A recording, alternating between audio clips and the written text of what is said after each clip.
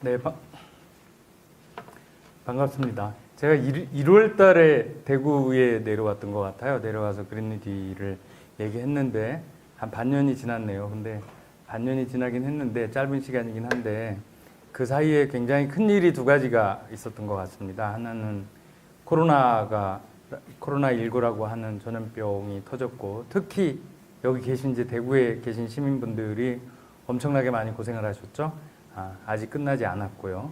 또 하나는 총선이 지나고 여러 가지 정책들 21대 국회가 만들어지고 여러 가지 정책들이 나오는 가운데 아까 사회자분께서 말씀하셨던 것처럼 코로나 이후의 경기 회복 프로그램으로 한국판 뉴딜이 정부에서 제안됐는데 그 중에 한 구성 요소로 그린 뉴딜을 중앙정부가 공식적으로 채택한 거죠.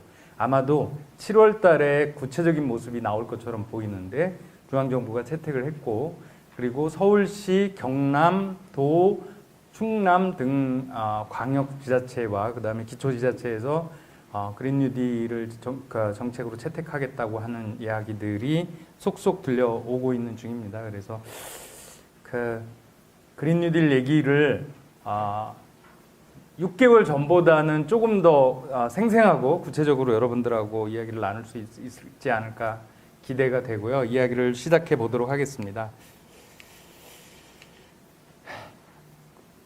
코로나부터 이야기를 해볼까요? 이거는 제가 5월 달에 통계, 5월 20일 통계를 잡아본 건데, 이 5월 20일이니까 한 달이 채 안 됐죠. 이때까지만 해도 글로벌 코로나 확진자 수는 500만 명이고, 누적 사망자 수는 32만 명으로 되어 있네요. 제가 KTX를 타고 내려오면서 다시 확인해 봤습니다. 다시 확인해 봤더니, 글로벌 코로나 확진자 수가 500만 명이었던 저 숫자는 820만까지 늘어났습니다. 그러니까 한 달이 안 됐는데 약 300만 명이 늘어났다는 소리죠. 그리고 사망자 수는 42만 명이 늘어난 걸 보면 약 10만 명 이상이 한 달이 안 된 시간대에 늘어났습니다. 다시 말해서 코로나19의 전염은 여전히 세계적으로 정점을 향해서 계속 확산되고 있는 중이라는 거죠. 이 코로나19를 대처하기가 매우 어려운 이유 중에 하나는 이게 국민의 건강을 지키려고 사회적 거리두기를 하고 봉쇄를 하고 이래서 이 전염의 확산 속도를 좀 누그러뜨리면, 위에가 전염의 확산인데 누그러뜨리면 반대로 경제가 무너지는 정도가 더 커지고, 경제가 무너지는 걸 막기 위해서 경제 활동을 조금 풀어주면 경제는 좀 나아지는데 다시 전염이 확산되어서 국민 건강이 위험해지고, 그래서 국민 건강을 철저하게 지키는 쪽으로 정책 스탠스를 취할 건지, 아니면 경제 활동이 무너지는 걸 막는 방향으로 정책 스탠스를 취할 건지에 대한 끊임없는 선택을 강요받는 상황이 정책으로 볼 때도 우리의 삶으로 볼 때도 굉장히 어려운 상황입니다. 그래서 거리두기를 풀 거냐, 계속 거리두기를 강화할 거냐에 대한 정책 선택을 지금도 계속 요구받고 있는 상황인데요. 이런 차원에서 코로나19의 전염이 굉장히 어려운 상황들을 만들어내고 있고, 나중에 설명드리겠습니다만 기후위기도 거의 비슷한 국면들을 만들어낼 가능성이 상당히 높습니다. 어쨌든 코로나19는 현재적으로 보면 경제를 굉장히 위험한 수준으로, 이게 지금 약 한 100년간의 세계 경제 성장률인데 지금 이쯤에 와 있습니다. 이게 2차 세계대전 때 한번 크게 경제가 무너진 이후에 가장 크게 경제가 무너지고 있는 것으로 예상이 되고 있고, 지금 국제기관에 따라서 세계 경제가 마이너스 3% 또는 마이너스 5%로 역성장될 것으로 예견되고 있지 않습니까? 그리고 한국 경제도 대략 마이너스 3이나 5%처럼 큰 규모는 아니더라도 평균적으로 IMF나 OECD에 의하면 마이너스 한 1%에서 마이너스 2.5%까지 무너질 수 있다. 그러니까 말하자면 경제가 성장하는 게 아니라 후퇴하는 거죠. 그런 상황들을 예견할 정도로 굉장히 큰 충격을 주고 있는 게 사실입니다. 그런데요, 제가 6개월 전에 올해 1월 달에 대구에 와서 시민사회 그러니까 단체분들을 만났을 때 매년 스위스 다보스에서 다보스 포럼을 하지 않습니까? 그 다보스 포럼에서 조사 보고서를 하나 발표를 했습니다. 향후 10년 안에 인류가 닥칠 그 위험 요소들이 뭐가 있는지를 그 가능성, 얼마나 발생 가능성이 있는지, 발생하면 얼마나 큰 충격을 줄 건지를 가지고 조사를 했는데, 그때 전염병이 있었습니다. 전염병이 있었는데 여기 있죠.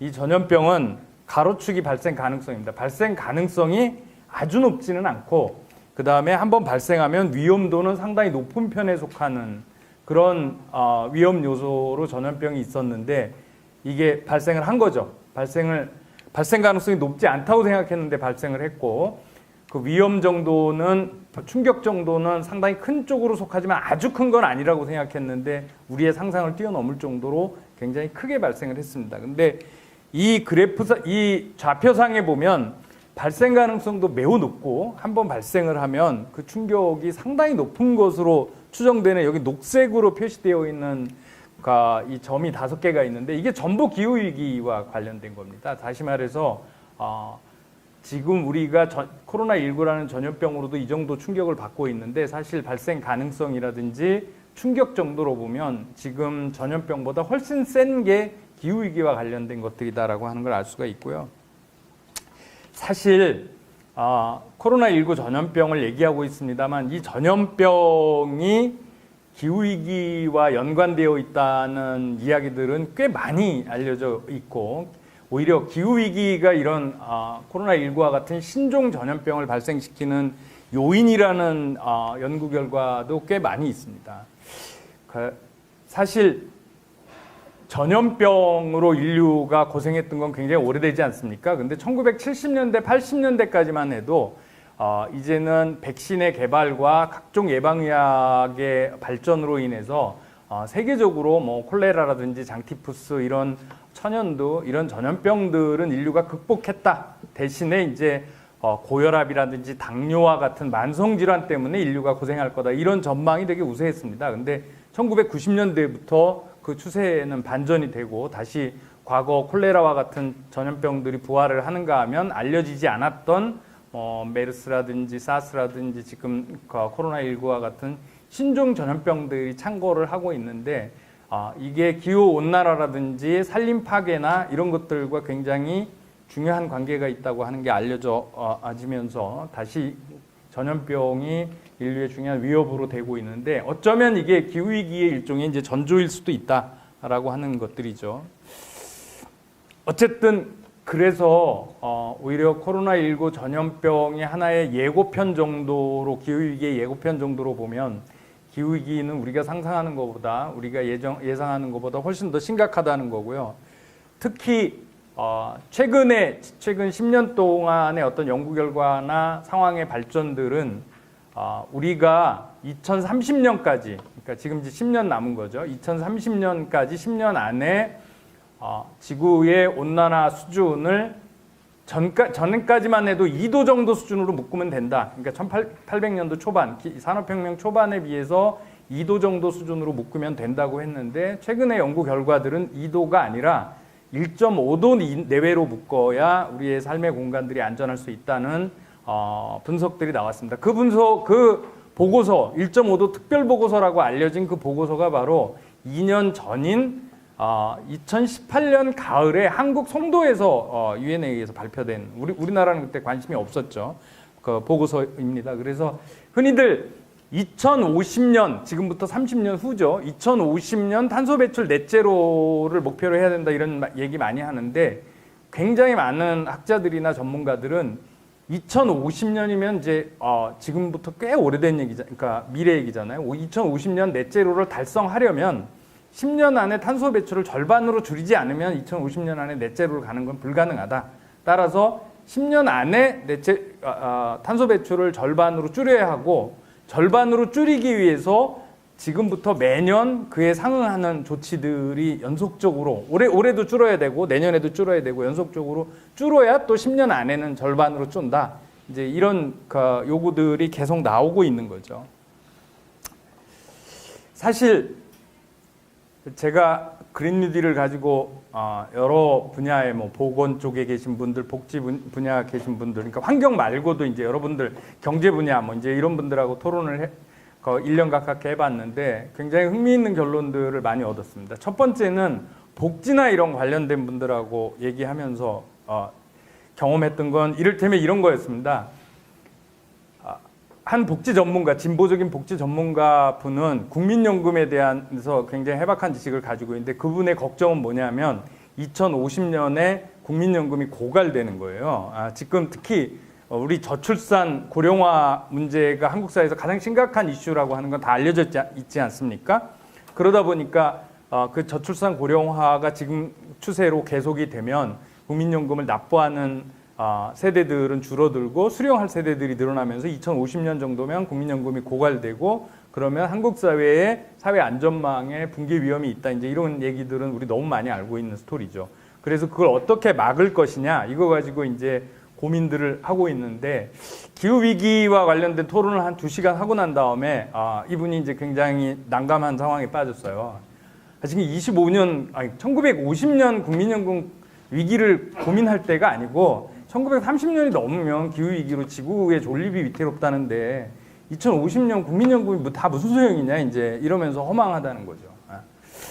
이렇게 제가 이렇게 말씀을 드리는 건 2050년 국민연금 문제가 위험하지 않다는 게 아니고 그것에 준하는 만큼 또는 그 이상의 우리 사회의 위험 요소가 기후위기인데 그런 정도 수준으로 국민연금 정도 수준으로도 위기를 못 느끼는 분들이 꽤 많다는 거죠.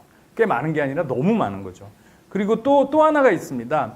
그러니까 경제나 기술 쪽에 계신 분들하고 얘기를 해보면 이런 거잖아요. 그러니까 지금 이제 인공지능을 포함한 디지털 기술 혁신이 굉장히 빠르게 진행되는 결과 2045년쯤 되면 지금 우리가 알고 있는 일자리의 절반이 사라진다. 뭐 이제 이런 얘기들 여러분들 많이 들으셨잖아요. 그리고 지금 사라지진 않는다 하더라도 일자리가 매우 불안정해지거나 소득이 불안정해지는 일자리들 때문에 우리는 엄청나게 고생을 할 거다. 이제 이런 얘기들을 굉장히 많이 듣습니다. 근데 그거에 대해서 또 한국 사회에서도 굉장히 많이 그걸 미래 사회의 위기로 진단하는 분들이 많은데 그것도 역시 2040년 또는 45년 얘기라는 거죠. 이미 그 이전의 기후 위기가 오히려 그 일자리 문제를 압도하는 지금 코로나19가 얘기해 주는 것처럼 기후 위기, 그러니까 기술 혁신이 만들어내는 일자리 위기를 압도하는 기후 위기가 올 수도 있는 가능성이 굉장히 높다고 하는 게 점점 더 확실해지고 있는데 우리는 기술 혁신으로 인한 일자리 불안정과 일자리 소실 위기를 고민하면서도 기후 위기 고민은 그에 상응하지 않는다는 거죠. 우리는 세 가지 위기가 다 있는 건 맞습니다. 제가 볼 때는 그러니까 저출산 고령화로 인한 사회 안전망의 붕괴 위기가 있고 기술 혁신으로 인한 일자리 위협의 위기가 있고 그다음에 기후 위기가 있는데 가장 먼저 가장 파괴적으로 닥칠 수도 있는 기후 위기가 그 나머지 두 개의 위기에 비해서 우리에게 확실히 덜 공감되어 있는 게 문제다라는 말씀을 드리고 싶었던 거고요. 특히 기후 위기를 최근에 은행들의 모임이죠. 그러니까 세계 중앙은행들의 모임이 이제 국제결제은행이라는 게 조직되어 있는데 여기서 올해 1월 달하고 지난 5월 달에 두 차례에 걸쳐서 보고서를 냈습니다. 기후 위기라는 위기가 그러니까 심지어는 은행들까지 지금 기후 위기에 대한 문제의 심각성을 느끼면서 이건 이제 금융기관들이니까 증권 시장에 거품이 일어나서 폭락을 하거나 금융 시장에 위기가 오는 거를 2007년에 막심 탈레브라고 하는 이 사람이 블랙스완, 보통 우리가 백조는 다 하얗다고 생각을 하는데 영국 사람들이 지난 150년 전에 호주와 뉴질랜드를 갔더니 세상에 백조가 검은색이 있는 거예요. 그래서 너무 충격을 받았는데 이렇게 예기치 않은 상황이 발생하는 걸 보통 블랙스완이라고 표현하는데 검은 백조. 마치 증권시장 붕괴나 금융시장 붕괴가 한창 금융시장이 잘 나가다가 주가가 오르다가 느닷없이 붕괴하는 현상을 이제 블랙스완으로 빗댔는데 기후위기가 그거하고 비슷한 심지어는 그거보다 더 위험한 요소들을 가지고 있다라는 거죠. 그러니까 기후위기도 지금 우리 못 느끼잖아요. 마치 주식시장이 한참 잘 나가고 부동산 시장이 한참 잘 나가다가 느닷없이 붕괴하는 것처럼 처음에는 잘 못 느끼다가 어느 순간 들이닥칠 수 있는 게 기후위기일 수도 있다. 마치 지금 우리가 코로나를 작년에 전혀 대비하지 못한 것처럼. 근데 한번 기후위기가 닥치면 우리의 삶 전체가 붕괴해버릴 수도 있는, 증권시장이 붕괴하는 게 우리 경제를 전체적으로 붕괴하듯이 2008년도에 금융위기가 터졌을 때 금융시장을 복구하는 거는 금방 됐잖아요. 근데 미국을 기준으로 보면 일자리가 회복되는 데는 7년이 걸렸다고 합니다. 그러니까 이렇게 오래 가죠. 근데 기후위기는 그 이상일 수도 있다는 게 이제 진단인 거죠. 그래서 이 은행들의 연합회인 국제결제은행은 기후위기를 막기 위해서 은행들이나 금융기관들이 준비를 해야 하고 굉장히 복합적인 거기 때문에 다양한 방식으로 예방하거나 대처할 수 있는 대책을 세워라, 이런 레코멘데이션이 올해 나왔는 거죠. 근데 코로나가 우리한테 던져준 하나 시사적인 것 중에 하나는 이거죠.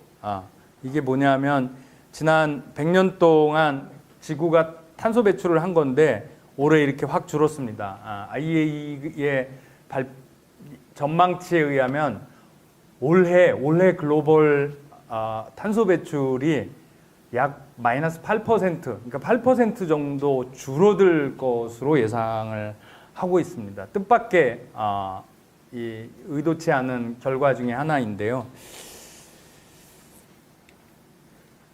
그 결과, 여러분들 이거 외신에서 좀 본 적 있잖아요. 이거 이제 히말라야 산맥인데 여기는 인도입니다. 인도 펀자브 지방인데 펀자브 지방이 히말라야 산맥에서 약 150km 정도 떨어져 있는데 이 펀자브 지방에서 히말라야 산맥이 선명하게 보인 게 30년 만이라고 하더라고요. 그래서 이제 외신들이 난리가 나서 이 사진을 서로 찍고 했는데, 이거 우리 중국 위성 사진 아마 나사에서 찍은 것도 본 적이 있을 터인데요. 이런 상황들이 만들어진 거죠. 코로나 위기로 대봉쇄가 시작되고 공장 가동을 멈추고 우리가 자동차 타는 걸 멈추고 사회적 거리를 두기를 하고 재택근무를 하면서 활동을 좀 줄였더니 바로 이렇게 상황이 좋아졌는데,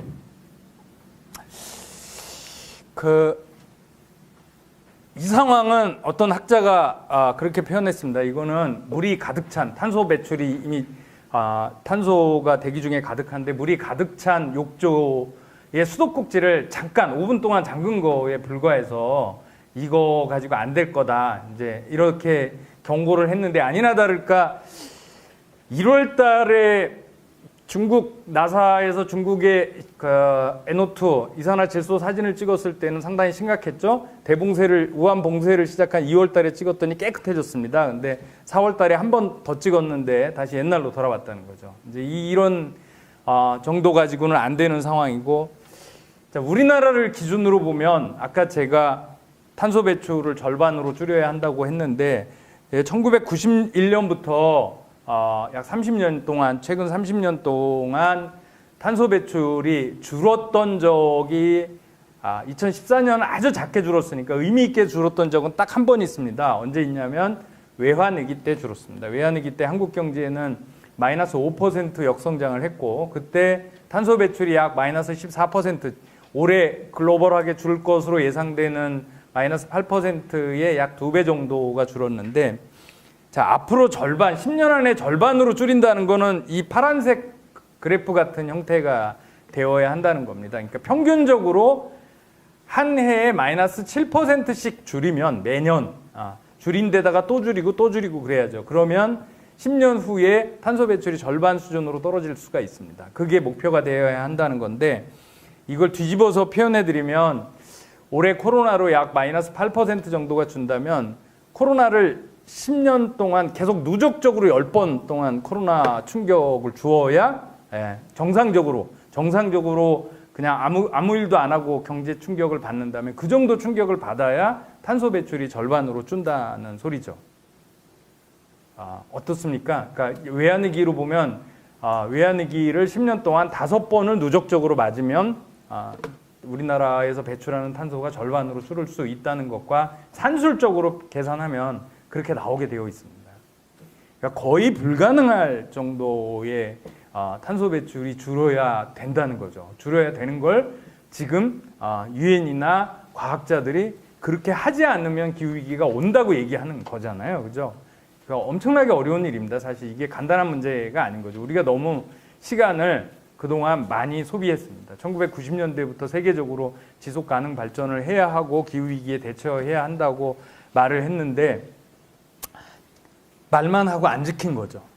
오죽하면 나오미 클라인 같은 기후 활동가는 왜 이 WTO 같은 국제기구 만들어서 경제조약이나 무역조약 조금이라도 어기면 막 페널티 준다, 국제소송한다 난리를 치면서 왜 기후위기 합의한 거 어기는데 서로 아무런 제재를 하지 않는가, 뭐 이런 문제 제기를 하고 있는데 실제로 아무런 문제 제기도 하지 않았죠. 그리고 어겨도 누구도 페널티를 줘야 한다고 소리 높이지 않은 결과 이런 상황이 만들어진 겁니다. 무지무지하게 어려운 겁니다. 사실 10년 안에 탄소 배출을 절반으로 줄인다는 걸. 그리고 이렇게 10년 안에 이 상태에 도달하지 않으면 2050년까지 탄소 배출을 넷제로로 줄인다는 건 현실적으로 불가능하다는 게 이제 학자들의 평가입니다. 이런 거의 가능할 것 같지 않은 이런 상황에서 우리가 우리의 삶 자체를 코로나19로 타격을 받는 것처럼 급격하게 줄이지 않으면서 우리가 한 3개월 동안 일자리가 100만 개가 거의 없어졌거든요. 이런 식으로 되지 않으면서도 탄소 배출을 줄일 수 있는 거의 남아있는 단 하나의 방법을 그냥 한 단어로 표현하면 그걸 그린 뉴딜이라고 말하는 겁니다. 그래서 기회이창이 1.5도로 가는데 굉장히 빠르게 줄어들고 있고 그럼에도 불구하고 여전히 가능성은 남아있는데 그게 그린 뉴딜이라는 거죠. 그리고 그 가능성을 우리가 코로나19 사태로 한쪽에서 봤다는 거고요. 자, 이거는 뭐 여러분들 너무 많이 보셨을 겁니다. 이게 글로벌 민간 기관이나 이런 데서 평가해 보면 한국은 61등에서 58등, 59등 이런 거예요. 그러니까 잘 못 지키는 거잖아요, 지금. 그러다 보니까 이제 기후 악당 국가라고 하는 오명이 붙는 건데 뭐 아까도 잠깐 이야기 나눴습니다만 대통령은 좀 억울한 면이 있다 이렇게 이제 공식적으로 얘기를 했었잖아요, 5월달에. 근데 뭐 억울할 거 없습니다. 그러니까 이게 등수를 보면 기후 악당 국가인데요. 대통령이 억울해도 할 수 없는 거죠. 객관적인 수치가 이런 거니까. 빨리 벗어나야 됩니다. 지금 코로나 K방역 어쩌고 해가지고 뭐 물론 K방역이 성공했는지는 아직 끝나지 않은 걸 가지고 섣불리 얘기한다는 비판도 굉장히 많습니다만 성공했다고 치더라도 기후 문제에 대해서는 선도국가는 고사하고 가장 특히 OECD에서는 가장 후진 국가에 속하는 게 사실이거든요. 지금 경제가 그렇지 않아도 안 좋았었습니다. 사실은 코로나가 터지기 전에도. 그래서 우리가 이게 디지털을 안 해서 그런 게 아니죠. 지금 2000년부터 계속 한국은 디지털의 선도적인 국가였는데 안 됐습니다. 지금 경제를 위해서도 지금 상황이 만만치는 않은 상황이었고요. 말씀드린 대로 외환위기 때를 빼놓고는 지금 뭐 다 이 에너지와 관련된 거는 줄여본 적이 없습니다. 계속 다 이게 한국의 지표인데 늘어났고요. 그러니까 한국은 경제 발전과 탄소 배출이 같이 가고 있는 나라 중에 한 나라고요. 특히 이제 제가 기후 위기를 주로 말씀드렸습니다만 불평등 얘기도 잠깐이라도 하긴 해야 될 터인데 이 IMF 총재입니다. 게오르기 에바 총재가 최근에 한 얘기를 제가 그대로 옮겨봤습니다. IMF가 최근 2000년 이후에 발생했던 메르스나 뭐 에볼라나 이런 전염병들을 평가했는데 그 전염병이 확산된 이후에는 예외 없이 불평등이 더 심화됐다 이렇게 평가를 하고 있는 거잖아요. 그래서 특히 코로나19와 같은 상황은 그렇지 않아도 그 전에 불평등 문제는 한국을 포함해서 굉장히 심각한 국제사회의 2020년대 이슈인데 코로나19가 진행된 이후에는 이게 더 나빠질 거다. 이게 이제 대체적인 평가입니다. 어떻게 그걸 이제 그렇지 않아도 해결이 힘들었던 이 코로나19 이전의 불평등 문제가 더 심화된다면 이 문제를 어떻게 해결할 거냐, 이 심각하게 고민해봐야 될 문제가 기후위기와 함께 우리 앞에 닥쳐 있는 거죠.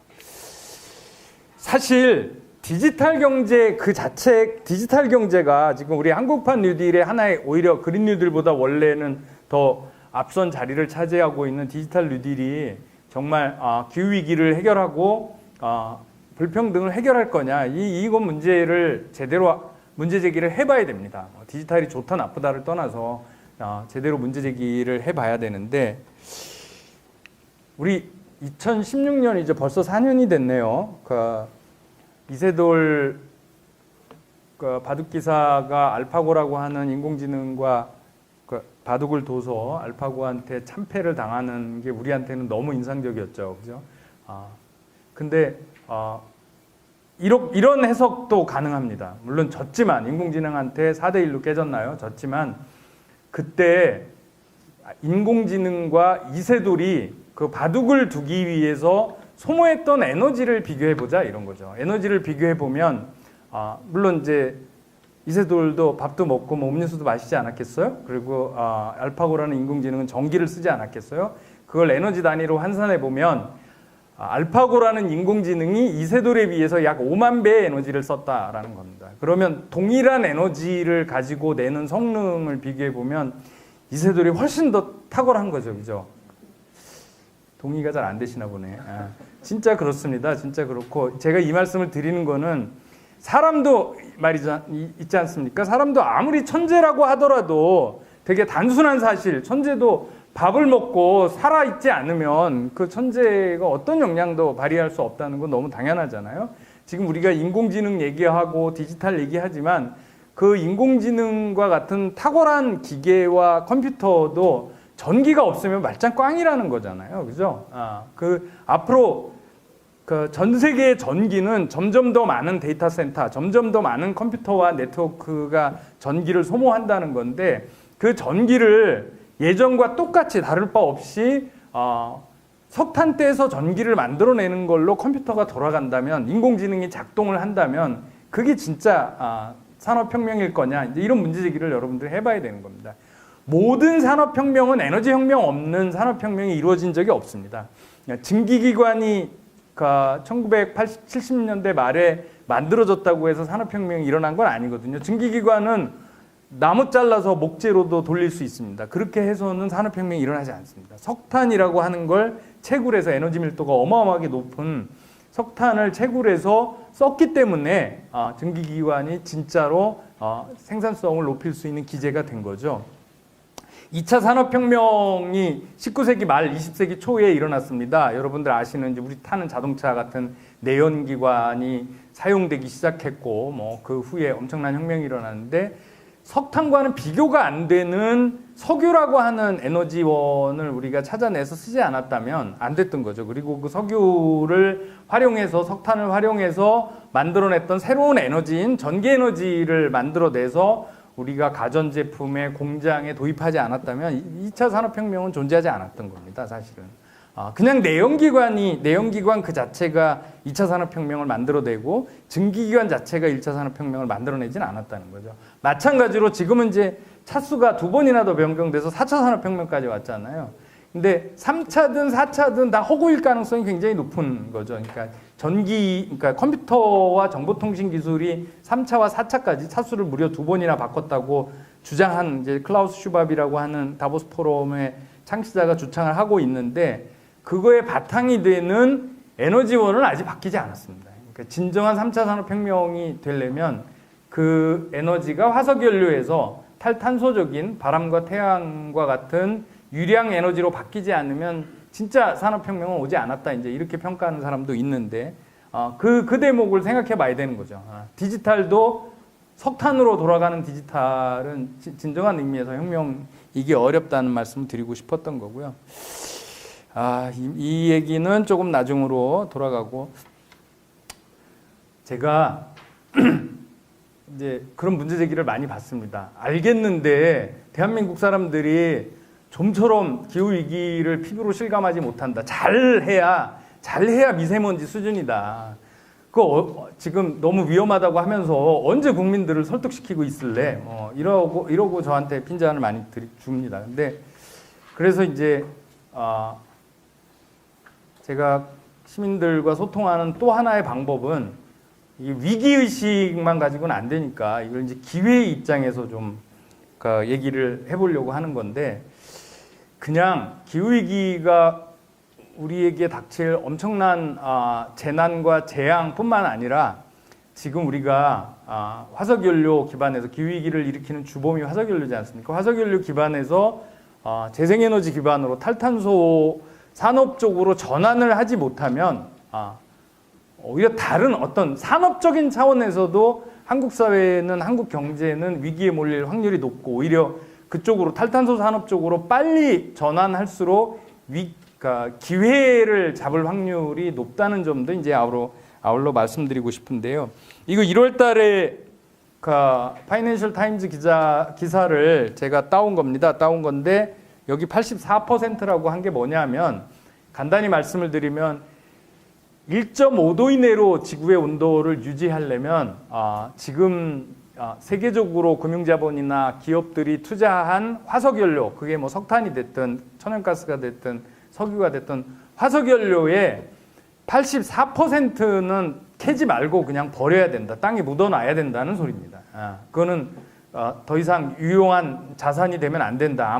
아무리 많은 투자를 했더라도.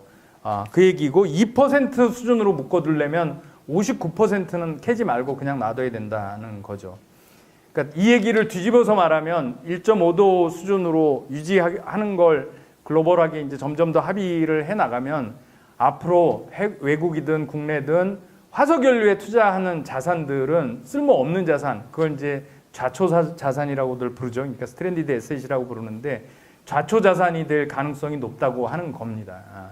지금 뭐 일부 한국 기업들이 해외 석탄 화력에 투자하고 이런 것들이 마치 우리 경제를 살릴 것처럼 투자하는데 잘못 투자하면 이런 상황이 발생한다는 거죠. 그리고 한국 안에 있는 기존의 석탄 화력이라든지 한국 안에 있는 화석연료 투자도 비슷한 꼴이 될 가능성이 상당히 높다는 것입니다. 그러니까 경제적인 차원에서 봐도 이득이 안 된다는 거고요. 시간상 제가 그린 뉴딜 경제학까지 얘기하려면 너무 많은 시간을 뺏을 것 같아서 통과하고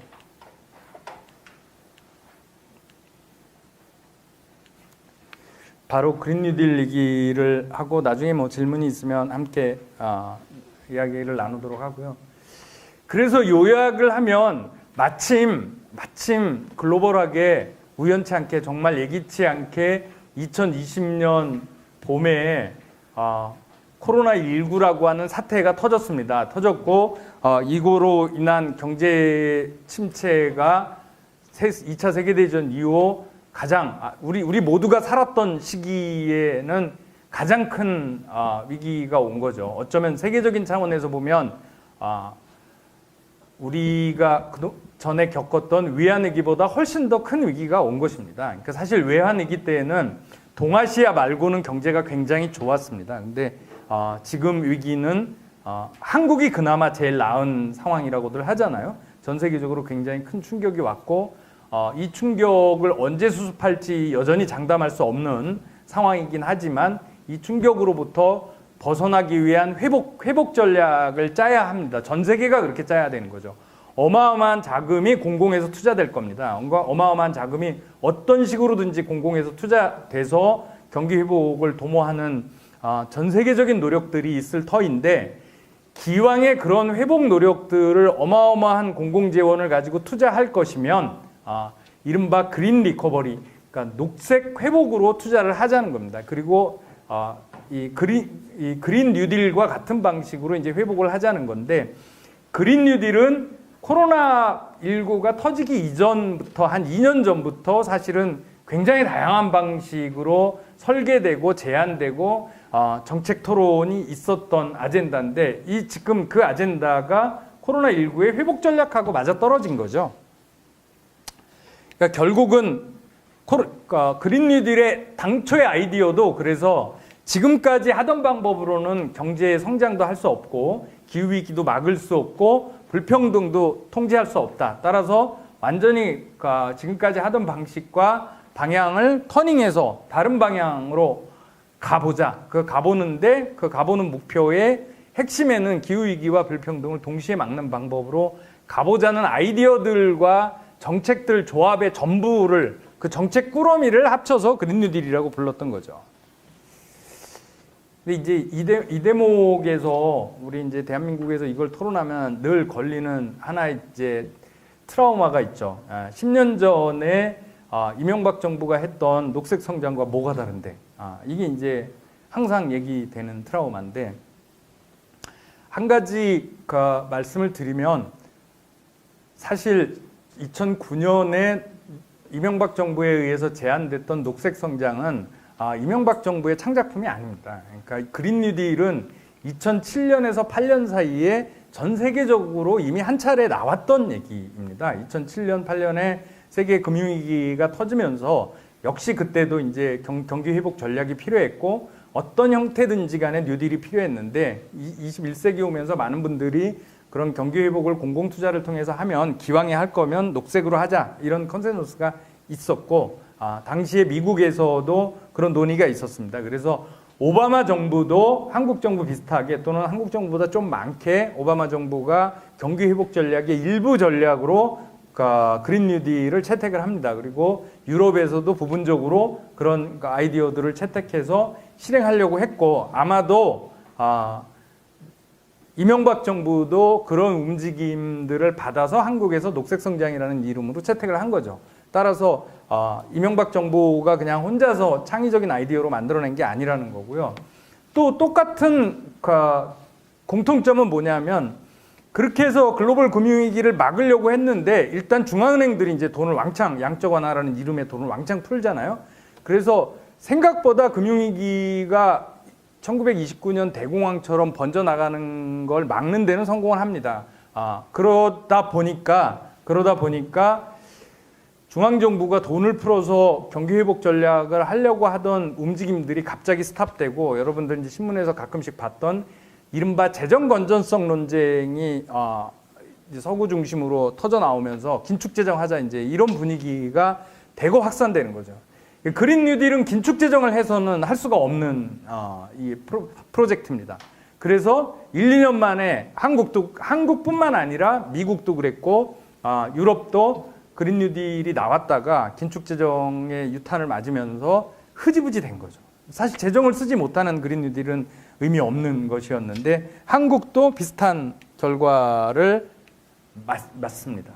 그리고 2018년에, 그러니까 그로부터 10년이 지난 2018년에 여러분들 신문에서 보셨을 법한 스웨덴에서 그레타 툰베리라는 기후활동가가 금요 파업을 시작하고 그해 가을에 20대의 오카시오 코르테즈라고 하는 바텐더 출신의 남미 히스패닉계의 여성 의원이 민주당 하원 의원으로 뉴욕주에서 당선이 되면서 그린 뉴딜 결의안을 작년 2월 달에 하원에 제출하죠. 미국 의회에 제출하면서 다시 그린 뉴딜이라는 어젠다가 10년 만에 부활을 하게 된 겁니다, 사실은. 그래서 2018년, 2019년 가을부터 이제 한국에도 그 논쟁이 시작된 건데 10년 만에 부활된 그린 뉴딜이 10년 전 그린 뉴딜하고 뭐가 다르냐 이제 이걸 얘기를 해야 되는 거죠. 근데 10년 동안 참 많은 일들이 있었습니다. 10년 사이에 굉장히 많은 일들이 있었고 정확히 보면 인류가 기후위기에 대처할 시간을 10년을 버린 거죠. 그동안 제대로 기후위기를 대처를 안 했으니까 한국 물론이고 그래서 10년을 소모를 했습니다. 그 결과 기후위기를 대처하는 방식들이 이제 달라지기 시작한 거죠. 뭐 흔히 얘기하는 우리가 쓰레기 처리 잘하고 재활용 잘하고 일회용 컵 안 쓰고 이런 식으로 점진적이고 이런 식으로 그냥 개인 소비자 운동을 해서는 더 이상 기후위기를 막을 수 없는 수준이 된 거죠. 그런 기회는 다 놓쳐버린 거고 이제는 꽤 전면적이고 꽤 대규모적으로 뭔가 사회 전체가 나서서 대처하지 않으면 안 되는 상황으로 바뀌어버린 거고요. 그중에 또 다행스러운 거는 2015년에 그 10년 안 시간대에는 2015년에 파리 협약으로 오래간만에 국제적인 협약이 만들어지기도 했고 제가 말씀드린 것처럼 2018년에는 유엔에서 1.5도 특별 보고서를 내면서 훨씬 더 구체적인 요구를 하게 된 겁니다. 2030년까지 탄소 배출을 절반으로 줄여라. 2010년 기준으로 뭐 이런 얘기들이 된 거고 그 사이에 불평등은 2013년에 피케티가 21세기 자본을 출간하면서 크게 화제를 일으키기도 했지만 불평등은 더 심화돼서 그러니까 불평등을 다루기가 더 어려워졌고 청년 실업 문제라든지 청년 고용 문제는 더 심각해졌고 우리 이제 10년 동안 생각해 보면 떠오르실 것입니다. 그 다음에 재정 건전성 논쟁을 서구나 이런 데서 굉장히 크게 했는데 해 보니 재정 건전성을 지킨다고 해서 경제가 좋아지진 않더라 이러면서 작년 재작년부터 재정 확대 논쟁들이 오히려 이제 힘을 얻기 시작합니다. 심지어 여러분들 한두 번 들어보셨을 법한 현대 화폐 이론, 그러니까 MMT라고 하는 이론에서는 그러니까 물질적인 조건이 존재하는 한 확대 재정을 무한대로 해도 상관없다. 뭐 이제 이런 주장을 하는 주장들까지 힘을 얻게 됐고요. 그리고 말씀드린 대로 이제 그레타 툰베리나 오카시오 코르테즈 같은 20대, 10대 여성 활동가, 기후 활동가들이 세계적으로 굉장히 눈부신 활약들을 하게 되고요. 더 하나 좋은 소식을 얹으면 좀 이따가 다시 보여드리겠지만 재생에너지 쪽, 녹색 혁신 쪽, 기술 쪽에서 엄청난 혁신이 일어나게 돼서 이제 재생에너지만으로도 우리가 사용하는 전기를 다 쓸 수 있는 기술적 수준에 도달했다는 겁니다. 도달했기 때문에 기술적으로도 가능하고 현실적으로도 우리가 탈탄소 경제로 전환하는데 가능한 상황이 온 거죠. 그래서 그걸 다 반영하는 그린 뉴딜은 10년 전과는 다르게 그냥 친환경 사업을 주로 하자, 경제 회복하는데 이런 개념이 아니고 이제부터 우리가 공공 투자를 해서 녹색 투자를 하는 것은 기본적으로 10년 안에 탄소 배출을 절반으로 줄이는 데 얼마나 기여하는가를 최우선순위에 놓고 탄소 배출을 가장 빠르게 가장 확실하게 줄일 수 있는 데서부터 투자를 한다. 이런 식으로 바뀐 거죠. 이런 식으로 그림이 바뀐 거고 그냥 지속 가능한 투자는 좋은 것이야 이런 게 아닌 거죠. 그 중에서도 탄소 배출을 확실하게 줄일 수 있는 게 어떤 거냐. 우선순위를 중심으로 편성을 해야 되고 그게 실효적인 효과가 있는 것부터 투자를 한다. 이제 이런 그림들로 바뀌게 됩니다. 바뀌게 되고 이거는 한국뿐만 아니라 전 세계적으로도 그런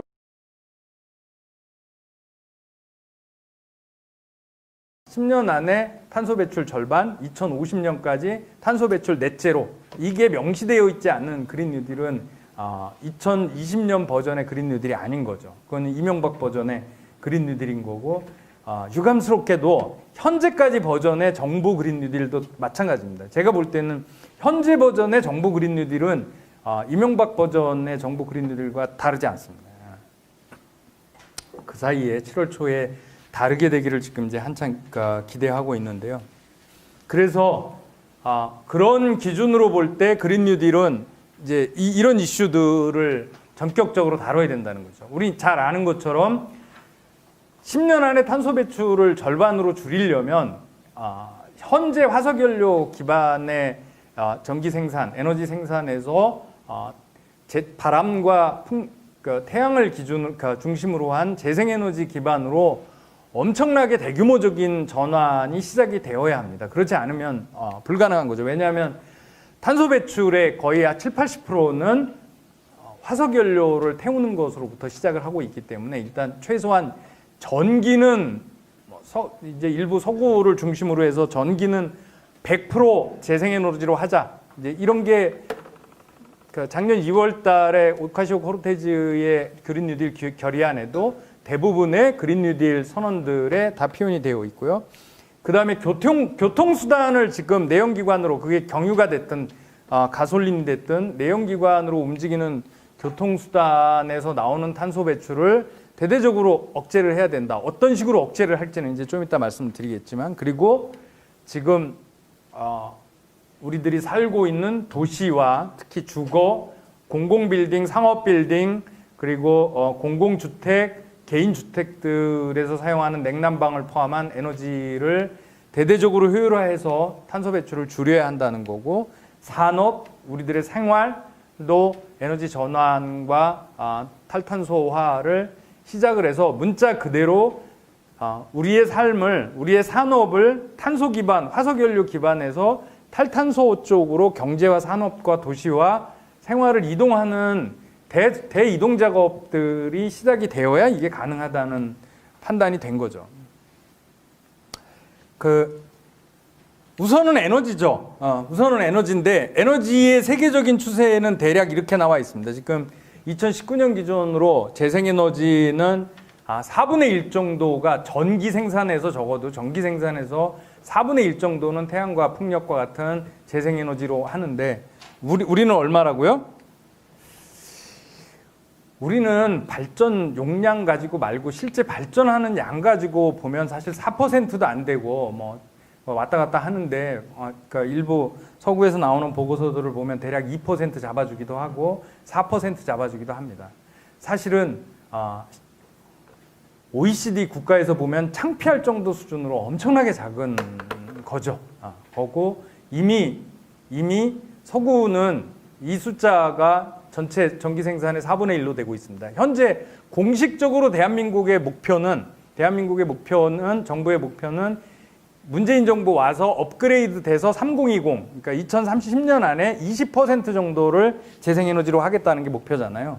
이미 서구가 지금 도달한 수준도 미치지 못하는 수준이기 때문에 이거 가지고는 10년 안에 탄소 배출을 절반으로 줄이는 프로젝트가 현실적으로 불가능합니다. 제 판단에는. 따라서 어마어마하게 이걸 2배 이상을 업그레이드하는 전략을 세우는 과감한 결단이 필요한데 아직까지는 그렇게 안 하고 있습니다. 지금 서구는 10년 안에 약 절반 이상, 57% 이상을 전기 생산에서는 재생에너지로 갈 것으로 일단 전망을 하고 있는 중입니다. 근데 굉장히 많은 그린 뉴딜 정책 제안들은 이걸 100%까지 하자 이렇게 제안들을 하고 있는 상황이죠. 자, 이게 일단은 그린 뉴딜의 첫 번째 목표가 됩니다. 한국에서도 그린 뉴딜의 첫 번째 목표는 적어도 전기 생산을 현재 20%, 10년 안에 20%에서 2배 이상 넘어야 되는 목표가 돼야 되고 이건 반대로 가면 뭐죠? 반대로 가면 가장 탄소 배출의 책임이 무거운 석탄 화력 발전소를 10년 안에 셧다운 시켜야 되는 거하고 이게 동전의 양면처럼 얽혀 있죠. 한국은 10년 안에 석탄 화력으로 전기 생산하는 게 약 36% 정도 되는 걸로 알고 있습니다. 그리고 요 10년 기간 안에 석탄 화력 발전소가 7개가 추가로 지어지죠. 이제 이게 말이 안 되는 거죠. 왜냐하면 7개를 지금 지으면 그 평균 수명이 30년인데 2050년까지 석탄 화력이 살아 있다는 의미입니다. 이게 굉장히 큰 도전 과제입니다. 그러니까 이 부분을 어떻게 풀 거냐? 사실은 탄소 배출뿐만 아니라 미세먼지에도 가장 심각한 영향을 미치는 석탄 화력과 같은 이 에너지 믹스를 어떻게 바꿀 것이냐가 가장 큰 도전 과제고, 어쨌든 지금 우리가 알고 있는 수준의 10년 안에 우리 4%라고 하면 지금 알고 있는 수준의 10배 이상의 재생에너지 발전을 대한민국에서 어떤 방법으로 실현할 거냐. 이거는 중앙정부가 새만금과 같은 이 곳에 이 4기가 몇 기가급의 태양광 단지를 건설하는 것과 함께 병행해서 아마도 대구시에, 우리 가정에, 우리 동네에, 우리 어딘가에 계속 뭔가 재생에너지에 대한 생산들을 고민해야 된다는 걸 암시하고 있고요. 아까 말씀드린 대로 최근 10년 동안 디지털 혁신에 못지않은, 어쩌면 그거보다 더 인상적인 녹색의 기술 혁신이 이루어졌습니다. 태양광은 그 사이 최근 10년 안에 85% 가격이 떨어졌고, 풍력도 약 70% 가격이 하락했고, 배터리 가격도 전기자동차나 이제 이 재생에너지의 저장 장치로 굉장히 중요한 배터리 가격도 85% 가격이 하락했습니다. 앞으로 10년 동안 이에 준하는 비용 대비 가격 하락이 예상되고 있습니다. 그러면 앞으로 10년 안에 어느 시점에선가는 태양과 바람으로 전기를 생산하는 단가가 석탄대에서 전기를 생산하는 단가보다 낮아진다는 걸 의미하고요.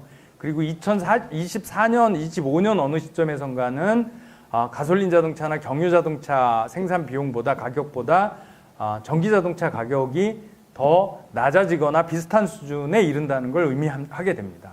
따라서 2020년대 10년 동안 전력 생산이나 자동차 이동, 에너지 생산이나 교통수단 측면에서 재생에너지 기반, 탈탄소 기반 에너지 생산과 교통수단이 순 경제적인 차원에서만 봐도 경쟁력이 훨씬 더 있을 가능성이 높다고 하는 거고요. 이게 10년 전에 비해서 굉장히 크게 달라진 요소입니다. 국가 경쟁력, 산업 경쟁력의 측면에서 봐도 이쪽으로 가야 한다는 거고요. 교통 부분을 이제 그래서 이게 교통 부분과 관련돼서 큰 전환들이 오고 있는데, 코로나가 아직 끝나지 않았다고 말씀드렸는데 코로나 이후를 대비해서 중앙정부에서 던진 가장 큰 화두는 비대면인 것 같아요, 그죠? 그러니까 이제 영어 신조어가 생기면서 언택트 사회 뭐 이런 얘기들을 하고 있는데, 많은 사람들은 그렇게 얘기합니다. 우리가 원거리로 비행기 타고 또 그 원거리로 KTX 타고 움직이는 만남들, 익명의 사람들과 부딪히는, 여러분들 자동차 타고 이마트 가는 뭐 그래서 익명의 사람들하고 부딪히는 그런 컨택트는 줄어드는 게 마땅하다. 앞으로는 굳이 그렇게 살아야 될 이유가 없는 거 아니냐. 이제 이런 얘기들은 포스트 코로나에 많이 얘기되고 있습니다. 근데 로컬에 여러분들 사는 동네에는 오히려 컨택을 더 많이 해야 되는 상황이 오지 않겠어요? 노인 돌봄은 언택트로 가능합니까? 그리고 아이들 돌봄이 언택트로 가능한가요? 그리고 아이들의 교육이 순전히 화상회의로 가능할까요?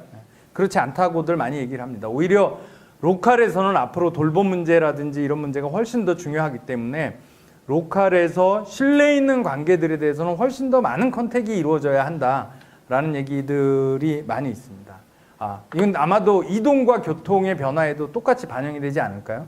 그러니까 우리가 가능하면 걷는 쪽으로, 그것보다 조금 더 멀리 가면 자전거를 타는 쪽으로, 다시 말해서 아예 자동차 타는 거리를 우리 삶에서 줄어들게 만드는 게 아마도 이 탄소 배출을 줄이는 첫 번째 방법일 것이라고 생각하고요.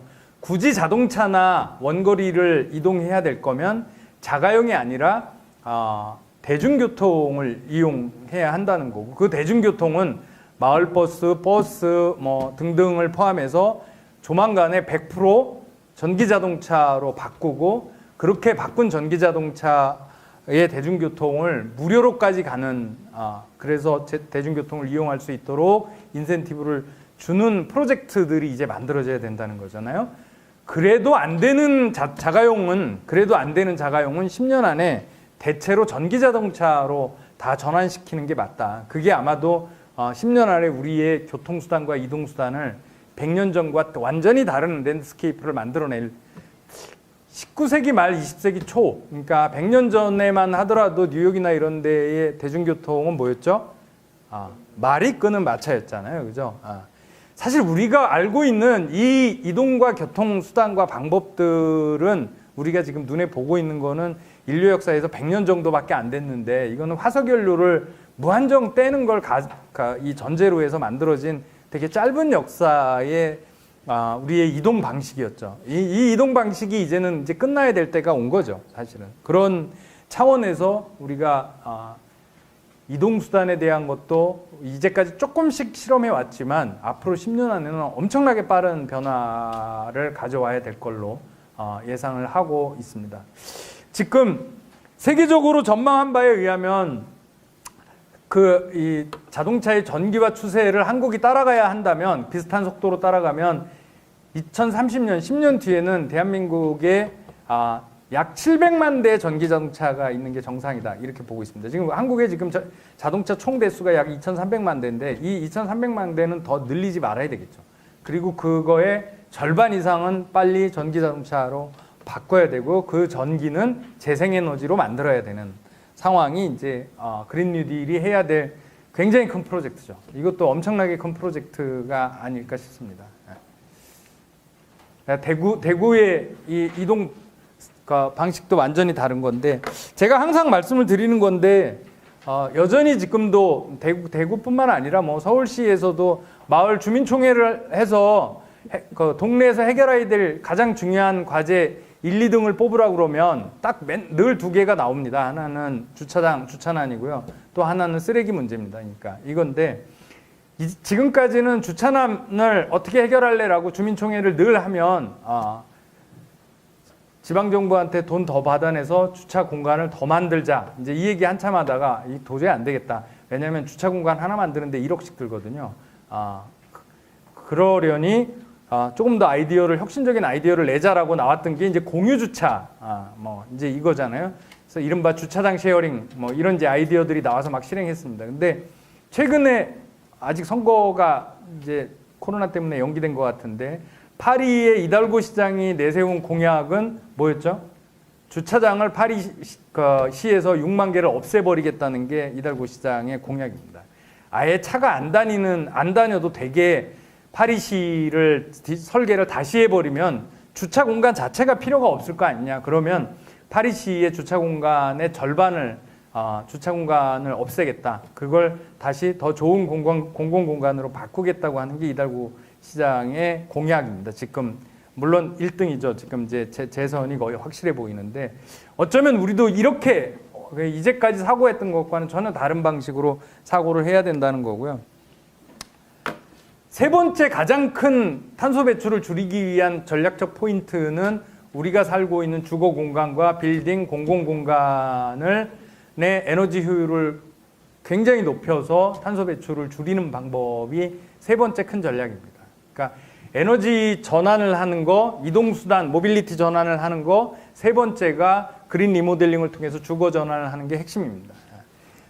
이게 그리고 일자리를 만드는 가장 대규모적인 방법이 될 수 있기 때문에 보니까 최근에 중앙정부에서도 그린 리모델링을 먼저 손을 대려고 하는 것 같습니다. 앞서 에너지 전환이나 그린 모빌리티는 아직은 구체적인 방안이 중앙정부에서는 적어도 나오지 않고 있는데 이거는 좀 나오고 있는 것 같은데 우리가 알다시피 그린 리모델링은 공공건물, 상업건물, 그 다음에 공공임대주택 그리고 우리 개인주택 이렇게 한 4가지 케이스가 있는데 일단은 중앙정부는 공공건물과 학교 건물들을 그린 리모델링하는 방향으로 터닝하고 있는 것 같은데요.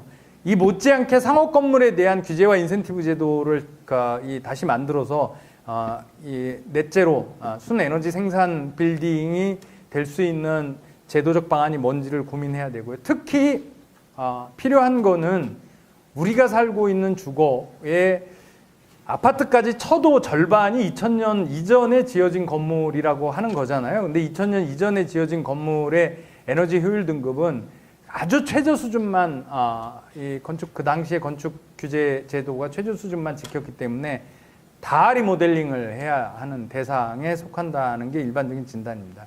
그러니까 뭐 올해 폭설도 있고 이제 올 겨울이 또 어떻게 될지 모르겠는데 저소득 계층들과 저소득 단지들, 그러니까 이 단독주택들의 주거 복지를 위해서나 아니면 이 그린 리모델링을 에너지 효율을 위해서나 이 에너지 그린 리모델링을 어떤 식으로 전국적으로 할 것인가 이게 이제 가장 큰 이슈가 되는데 아직까지 중앙정부는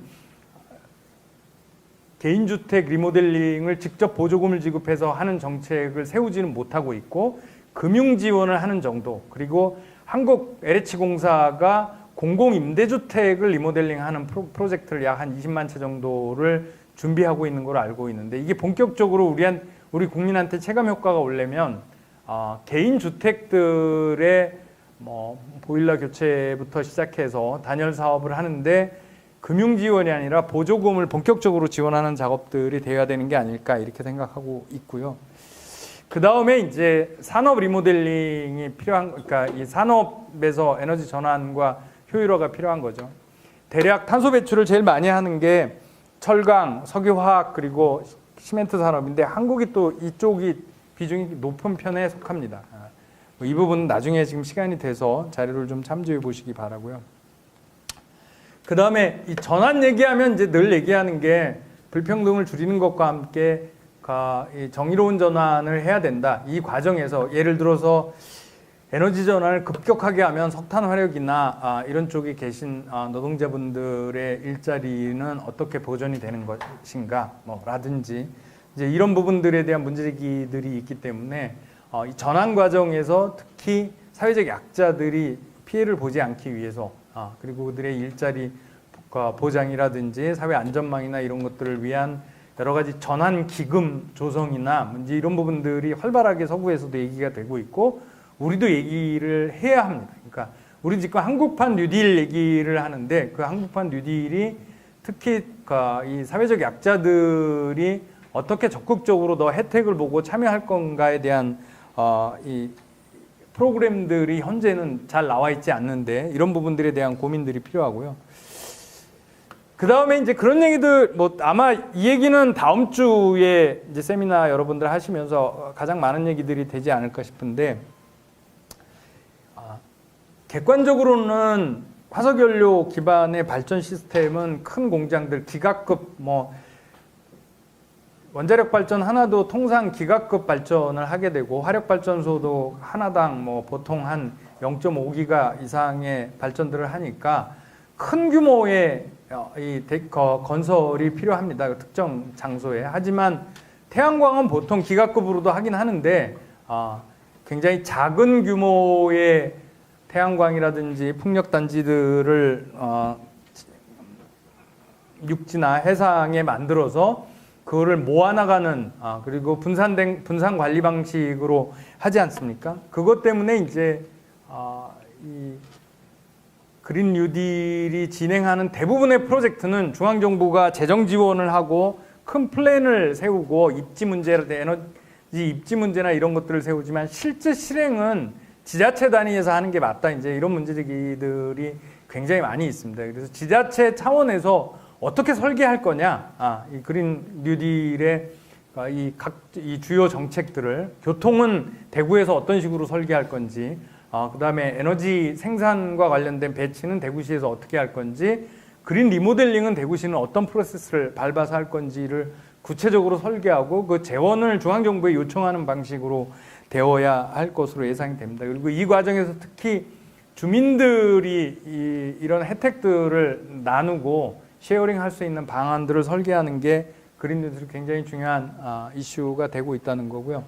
어쨌든 그린 뉴딜은 잠재적으로 보면 일자리를 기존의 그 화석연료 기반의 뭐 발전이든 뭐든 훨씬 더 많이 하는 것으로 예상을 하고 있습니다. 다만 지금은 예를 들어서 태양광 발전이라든지 풍력 발전, 뭐 자전거도 마찬가지고 운송수단도 마찬가지인데 이런 것들이 규모가 대한민국이 워낙 적습니다. 그러니까 규모가 워낙 적다 보니까 말씀드린 대로 글로벌하게는 태양 풍력 발전이 25%인데 한국은 뭐 5%는 안 된다 이런 말씀을 드렸지만 그래서 지금은 태양광 설치나 이런 것들을 한다고 해봐야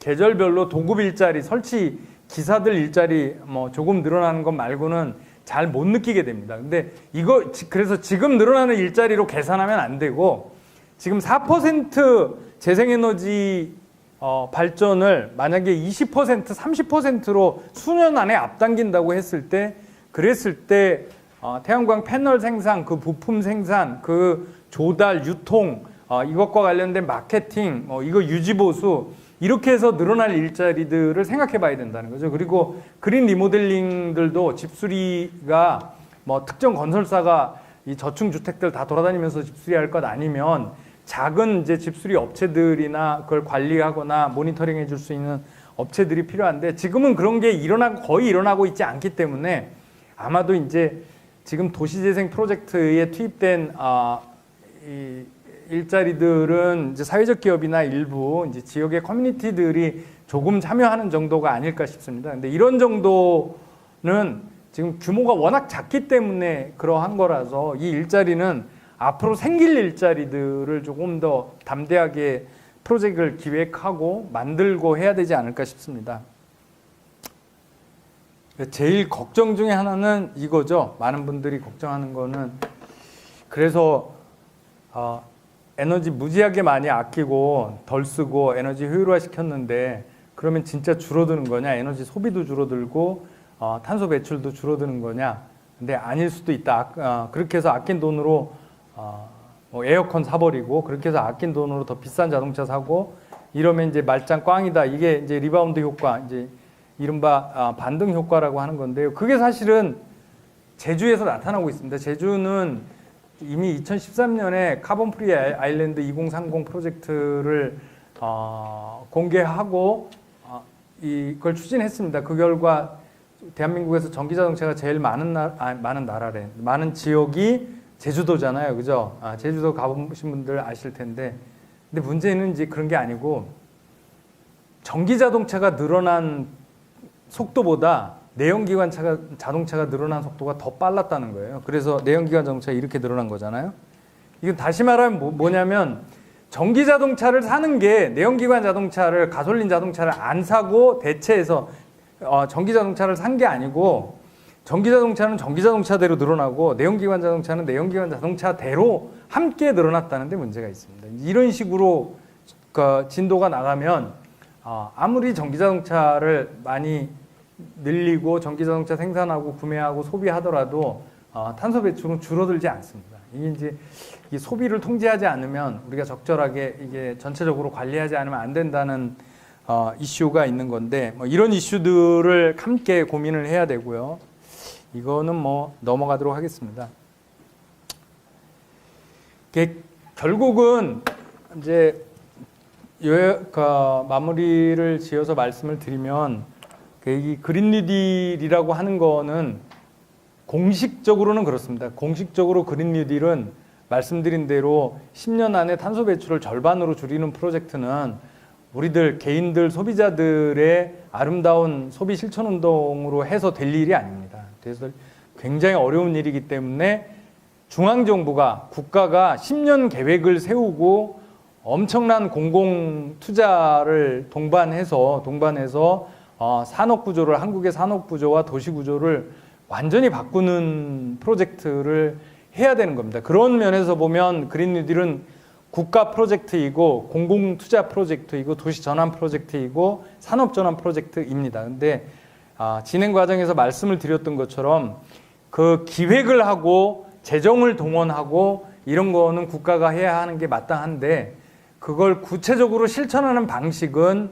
어디 해안가에 1기가짜리 원자력 짓고 석탄화력 짓는 것처럼 진행되는 게 아니고 전국의 곳곳에 태양광과 풍력 발전을 하고 전국 곳곳에 우리 동네 골목 곳곳에 이 자동차와 이동수단을 바꾸는 문제이고 우리 사는 집의 에너지 효율을 바꾸는 문제이기 때문에 지자체들이 굉장히 구체적인 프로젝트와 실천 계획들을 짜야 됩니다. 짜야 되고 실제로 이 과정에 시민들과 주민들이 굉장히 적극적으로 이제까지는 텀블러 쓰는 거 분리수거하는 걸로 참여를 해왔다면 그것과는 완전히 다른 차원에서 주민들이 참여하고 주민들이 압력을 행사해서 우리의 사는 라이프 스타일 패턴을 바꾸는 방식으로 진행되는 게 그린 뉴딜이라는 차원에서 보면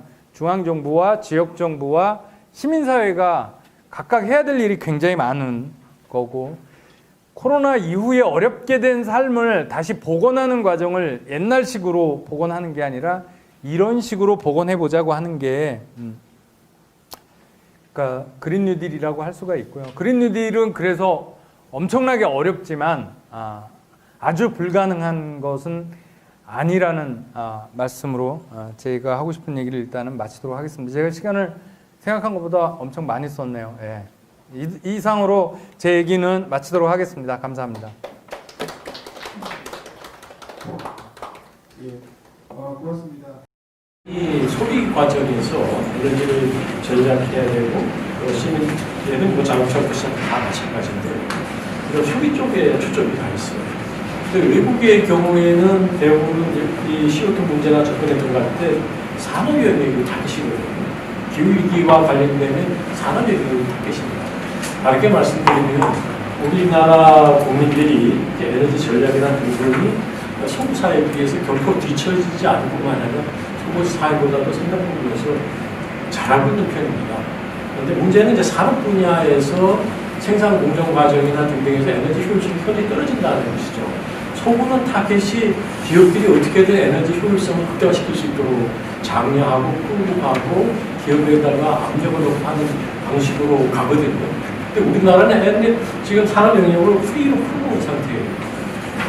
예를 들면 시민사회가 이 문제를 제기해주지 않으면 시민들 사회가 단순히 지금 여기서 발표하는 것처럼 뭐 자동차를 어떻게 하고 뭐 생활을 어떻게 하고 뭐 이런 일상생활에서 하는 에너지 전략의 패턴이나 소비 패턴 그 정도 소비 패턴이죠.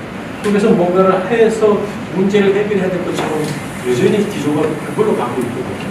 우리가 그린 뉴딜을 이야기할 때 적어도 기존의 그런 구도에서 탈피를 해야 된다고 생각합니다. 너무 산업 구조를 바꾸고 주는 쪽으로 가야 되고 도시 구조를 어떻게 바꿀지를 국가와 이야기를 해야 돼요. 경제 기업계와 이야기를 해야 되고 그것이 지금 터닝 포인트에서 우리가 그것이 필요로 하는 것이지 기존에 해오는 것처럼 여전히 가속하면서 일반 시민들에게 에너지 효율을 에너지 전략을 이야기하고 하는 정책 기조 가지고 안 될 것 같거든요. 시민사회가.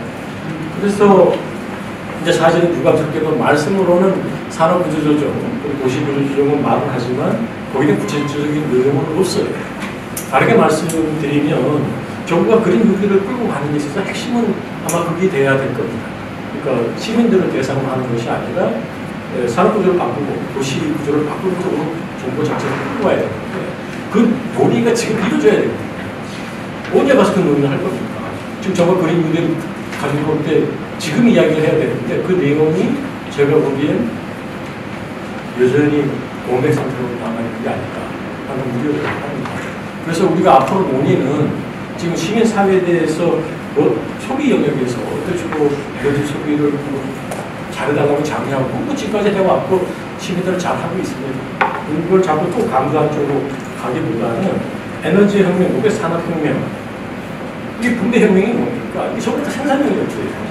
여기서 논의를 해야지 그 구도가 지금 발표 내용 안에서는 구체화되어 있지 못하고 이럴 경우 정부가 여전히 구체적인 산업구조 개혁이나 도시구조 개혁을 7월달에 과연 이런 식으로 시민사회가 대응해서 내놓을 수 있겠나 하는 우려를 합니다. 네, 이상입니다.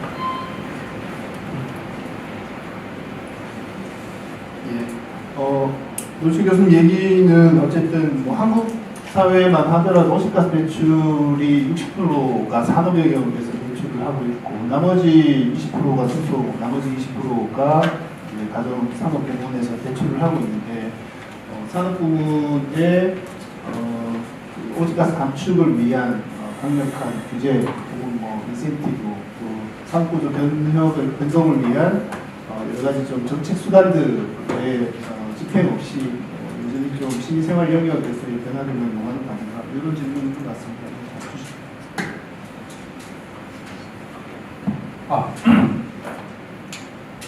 네, 좋은 말씀 해주셨는데 제가 말씀드린 게 시민들의 소비 절약을 요청했던 건 아니고요. 그렇게 해서 될 일은 아닌 것 같습니다. 사실은 적어도 두 가지 산업을 제가 말씀드린 거죠. 첫째는 발전 산업이라고 하는 것에서 기존의 석탄, 화력이라든지 이 석유, 가스 발전 산업을 재생에너지 산업으로 바꿔야 된다고 말씀드렸던 거고요. 그러니까 일단 에너지 산업, 발전 산업이 현재 산업 구조에서 완전히 달라져요.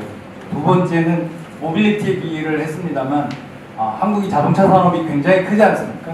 이 자동차 산업 구조가 현재 내연기관 자동차 생산을 스톱시켜야 된다는 거죠. 조금 더 이걸 팔로우 해보면 예를 들어서 10년 안에 내연기관 자동차의 주요 대구를 포함해서 주요 광역도시 진입금지라든지 이런 것까지를 검토를 해야 되는데 지금 한국의 이 현대 기아를 포함해서 주요 자동차 산업들이 이미 이제 전기차로의 전환을 시도하고 있기는 합니다만 현재 속도만 가지고는 어림도 없는 수준의 굉장히 큰 자동차 산업의 구조 변동이 일어나요. 특히 이 과정에서 관련된 부품 산업들도 엄청난 변동을 맞을 거라고 생각을 하는데 그런 중앙정부가 조율을 같이 해야만 하는 거라고 생각하고요. 세 번째는 그렇다 하더라도 이제 잘 지적해 주신 대로 제가 앞서 잠깐 이제 철강, 석유화학, 시멘트가 탄소 배출 책임이 제일 크다 이렇게 이제 말씀드리긴 했는데 이런 산업들에서는 당장 철강 산업을 한국에서 없애는 건 불가능하지 않습니까? 이제 이들의 이 공장 운영 과정에서 에너지 효율화하는 것 하나하고 두 번째 이들이 원료를 쓰는 또는 생산해내는 제품들, 그게 시멘트가 됐든 그다음에 플라스틱 제품이 됐든 뭐 철강 제품이 됐든 이런 부분들의 재활용과 순환성을 얼마나 높일 거냐 하는 과제가 굉장히 큰 과제 중에 하나이죠. 그리고 특히 한국은 이 산업 부분의 전력 가격이 굉장히 낮기 때문에 이들이 전력 소모나 이런 것들을 효율화해야 될 동기가 거의 없는 걸로 알고 있습니다. 그래서 이제 소비뿐만 아니라 소비자뿐만 아니라 산업 쪽에서 사실은 이런 부분들을 시장 기제를 통해서 이제 통제하는 가장 좋은 방법 중에 하나가, 많이 알려진 방법 중에 하나가 화석연료 원료에 탄소세를 부과해서 그 탄소 사용을 줄이도록 압력을 가하고 재생에너지를 만들어내고 사용하고 하도록 이제 인센티브를 부여하는 방법으로 탄소세기가 계속 돼 왔는데 아직까지는 이제 한국에서는 아직 시행되고 있지 않죠. 그래서 그린 뉴딜의 한편으로 보면 그린 뉴딜의 좋은 재원 조달 방법의 하나로서, 또 다른 한편으로 보면 화석연료의 사용을 억제하고 재생에너지 산업으로 또는 그 사용으로의 전환을 유도하는 인센티브 제도로서 탄소세가 되게 심각하게 좀 이번 국회에서 거론이 되는 게 맞는 게 아닐까, 그리고 그린 뉴딜에서 그게 하나의 역할을 해야 되는 게 아닐까 이렇게 생각하고 있습니다. 제가 후속 질문을 해도 될까요? 뭐 좋은 말씀을 해주셨는데, 이제 우리가 이제 에너지 생산 쪽에 집중적으로 두고 들어가셨는데, 그래서 이제 풍력이나 태양광이나 이런 이야기하시면서 당연히 전력당 이제 가격, 생산 가격이 점점 다운되고 있는 것을 초점을 두셨어요. 근데 기업을 하는 측면에서 보면 이런 식의 접근 방법에 대해서는 왜냐하면 대규모 지금 그 전력 소모를 필요한 산업화가 일어나면서 좀 더 장치상을 지금 나가게 되고, 그 과정에서 사실 필요한 것은 노동력도 점점 줄어들고 나고 사실 대량의 에너지를 소모하게 되는데, 그 속에서 그 대량의 에너지를 적절하게 안정적으로 공급할 수 있는 방법을 그런데 원자력 발전이나 석탄 같이 집중적으로 대량 에너지를 생산하는 그것을 필요하게 되죠. 지금 말씀하신 풍력이나 태양광은 지금 기업 측에서 보면 이쪽이 단가 문제보다는 사실은 전력의 대량 에너지 안정적 공급이 불가능한 겁니다. 거기에 초점이 가 있기 때문에 지금 그런 논리 틀 안에서는 기업이 절대 이쪽으로 가지 않는다는 거예요. 결국 대량의 안정적인 에너지 공급원이 그들에게 필요한 것이고, 에너지 단가가. 그래서 그런 쪽에 너무 초점을 가고, 우리가 이게 지금 그린 뉴딜을 가지고 들어가는 거예요. 저는 이제 그린 뉴딜을 우리가 정부 쪽에서 가져가려고 하는 것도 지금 어쨌든 포스트 코로나 19 이후의 사회가 달라져야 된다고 생각합니다. 그것은 우리나라만의 과제가 아니라 세계적 과제라고 보는 것이죠. 그 측면에서 우리가 선별해서 가겠다는 의도를 가지고 있는 모습을 보이죠. 그러면 결국 우리가 미래의 사회의 방향 제시를 해야 됩니다. 그 속에서는 사실은 이렇게 기존의 에너지는 당연히 일정량이 필요로 하고 있고, 거기에 대해서 에너지 생산 방법만을 기존의 이 경성 에너지에서 이런 연성 에너지로 바꾸자, 이런 논리 가지고는 지난 40년 동안 전혀 안 먹혀 들었듯이 앞으로도 안 먹혀 들어간다는 겁니다. 우리가 경성에서 여성으로 전환은 40년 동안 계속 주장해온 거잖아요. 하지만 실제는 전혀 변한 바가 없었고, 그것이 과연 포스트 코로나 이후의 상황에서 바뀔 거냐? 무슨 계기로? 저는 안 바뀔 거라고 봅니다. 그러니까 에너지를 단순히 기존에 생산하던 그 대량, 지금 뭐 우리나라뿐만이 아니고 서구뿐만이 아니고 제3세계 국가들이 전부 다 산업화에 뛰어들면서 전체 미국이 강화되는 상황이거든요. 그 이전에는 산업화에서 처져 있던 국가들이 지금 산업화하고 몰입을 하게 되는데, 이 상황에서 앞으로 포스트 코로나 이후에 세계 속에서는 그 전력 소모가 더 많아질 것은 뭐 분명한 것이죠. 그런 상황에서 과연 에너지 생산이 여전히 불안정한 풍력, 태양광에 대체하지 않는 논리만 가지고 과연 우리가 어린 인류의 효과를 끌어낼 수 있겠냐, 정말 산업적인 변화를 끌어낼 수 있겠냐, 그걸 한번 묻고 싶습니다. 에너지 전환을 하자고 하는 게 예를 들어서 이제 경성, 연성 이런 개념으로 하면 약간 모호한 대목이 있다고 생각합니다. 저는 그린뉴딜이나 기후위기를 막는 핵심 조치는 우리 사회를 산업이든 삶이든 생활이든 화석연료 기반에서 화석연료로부터 어떻게 탈출할 거냐의 문제라고 생각합니다. 그게 에너지뿐만 아니라 원료를 포함해서 그런 차원에서 봐야 되는데 화석연료에 의존함이 없이도 안정적으로 에너지를 쓸 수 있냐? 현재까지 나와 있는 과학기술로는 쓸 수 있다는 게 답입니다. 그러니까 예를 들어서 당연히 태양광이나 풍력의 에너지 생산의 가능성은 너무 잘 알려져 있는 거고 이걸 해결하기 위해서 스토리지 장치를 포함해서 심지어는 이제 유럽 같은 경우는 이게 상당 수준으로 가능한 게 그러니까 유럽 차원에서 슈퍼그리드가 형성이 되어 있기 때문에 바람이 안 부는 곳도 있고 밤인 곳도 있지만 바람이 부는 곳 낮은 곳에서 전기를 끌고 와서 그걸 분배하는 방식 스마트 그리드나 이런 걸로 분배하는 방식을 통해서 해결할 수 있다 이렇게 보는 거고요. 또 하나는 이제 지적해 주신 것 중에 하나는 그럼에도 불구하고 에너지를 많이 쓰게 되면 안 되는 거 아니냐, 그걸 이제 통제해야 되는 거 아니냐 이제 이런 건데 맞는 말씀이라고 생각합니다. 그래서 이제 경제학적인 입장에서 보면 잘 지적해 주신 것처럼 이제까지 혁신, 뭔가 발전 이런 개념은 대체로 우리가 알고 있는 상식적인 경제학에서는 노동 생산성의 향상으로 얘기가 되었습니다. 단위 노동 시간당 1개 만드는 거 2개 만들면 우리는 혁신이라고 얘기해왔고 그걸 생산성이라고 얘기를 해왔던 거죠. 근데 많은 경제학자들은 앞으로는 혁신이 꼭 노동 생산성을 늘리는 쪽으로 가는 거에 대해서 의심해봐야 된다. 오히려 거꾸로 혁신이 자원 생산성을 높이는 쪽으로 일어나는 것에 대해서 관심을 기울여야 된다. 이런 얘기들을 하고 있습니다. 말하자면 똑같은 그게 전기든 어떤 것이든 에너지 자원 또는 똑같은 원료를 가지고 1개 만드는 걸 2개 만들 수는 없는가? 이게 이제 에너지 생산성이죠. 똑같은 에너지를 투입했을 때 더 나은 결과를 만들어내는 쪽에 국가가 또는 정부가 인센티브를 주고 그쪽으로 유도를 하는 거. 이를테면 어떤 학자는 그런 얘기들을 합니다. 노동 생산성을 높이는 거를 오히려 억제하는 게 그러니까 이 소득에 노동에 세금을 매기면 누가 노동하려고 하겠냐. 오히려 자원에 세금을 매기면 자원을 덜 쓰는 그러니까 이 자극 요인이 되지 않겠냐. 그런 의미에서 보면 앞으로 미래 사회는 노동에서 세금을 매기는 게 아니라 자원 쓰는 거에 세금을 매기는 쪽으로 세금의 방향도 바뀌어야 될지 모른다. 이제 이런 문제 제기를 하는데 아마도 이제 이런 수준의 패러다임의 전환이 함께 병행이 되어야 자원을 지금처럼 이제 마구 남용해서 그게 화석연료로부터 나오는 것이든 그렇지 않은 것이든 그런 부분들을 이제 통제할 수 있는 모멘텀이 좀 있지 않을까 생각하고요. 그런 대목에서 좀 이제 논쟁을 해봐야 될, 또 시민사회가 관심을 좀 바꿔야 될 만한 이슈들이 꽤 있다고 생각합니다. 예, 유튜브 상에서도 이렇게 질문을 주신 분이 계신데요.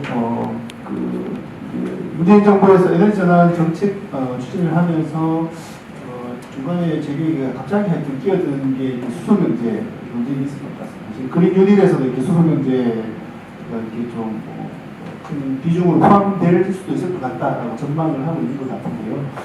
대구만 하더라도 예를 들면 이제 전기차 도시 만들겠다라고 시장님이 약속을 하시면서 전기차의 공격적인 정책들을 통해서 굉장히 보급을 확대를 하고 있는데 한편 지역 산업 측면에서 보면 지역에서는 자동차 부품 2차 밴드들이 굉장히 많은 상황이고 기존의 내연기관 차량의 부품을 공급하는 회사 입장에서는 전기차로 급속하게 전환이 되면 상당히 이렇게 기업 경영에 어려움을 겪을 수밖에 없는 고용의 안정성을 위협받을 수밖에 없고 아까 말씀하셨던 석탄 발전을 퇴출하게 되었을 때 거기 일하는 노동자들이 다른 직종으로 어떻게 전환할 거냐. 그래서 그린 뉴딜을 추진을 하고 정의로운 전환을 추진하는 데 있어서 어떻게 정의로운 전환을 추진할 수 있을 거냐라는 것들이 굉장히 중요하고 또 현실적인 문제다라는 생각이 드는데요. 수소경제와 관련해서 좀 의견을 주시면 좋을 것 같습니다. 수소경제 하나만 잘라서 제 의견을 얘기하면요.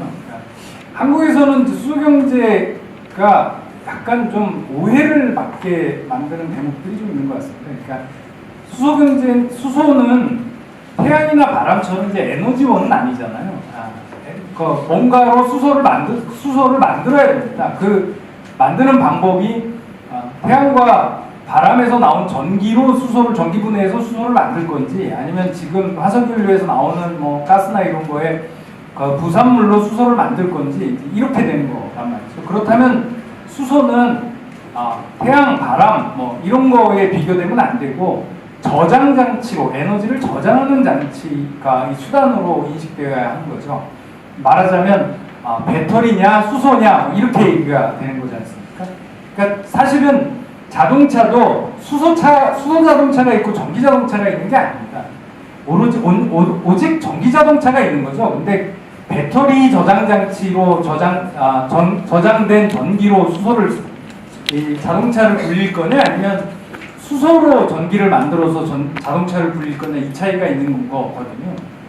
따라서 핵심은 배터리하고 수소 중에 어떤 것이 더 저장에 용이할 거냐. 지금까지 알려진 사실은 대략 이제 자가용이라든지 소형차는 배터리가 훨씬 더 효율적으로 낫다, 이제 이런 평가들이 많은 것처럼 보이고요. 그 다음에 수소는 아무래도 좀 규모가 크고 트럭이라든지 좀 규모가 있는 그런 쪽에 대용량 이 전기를 사용하는 쪽에 수소가 강점이 있다, 이제 이런 정도 평가가 있는 거지 않습니까? 그러니까 만약에 수소 경제를 얘기하려면 사실은 이제 더 민감한 이슈는 수소를 어떻게 만들 것이냐 하는 것입니다. 그러니까 수소를 어떻게 만들 것이냐 하는 건데, 그게 지금처럼 부생수소로 수소를 만들게 되면 그거는 에너지 전환, 그러니까 말하자면 이제 흔히들 이제 그린 수소라고들 평가하는 청정 수소라고 볼 수는 없는 거죠.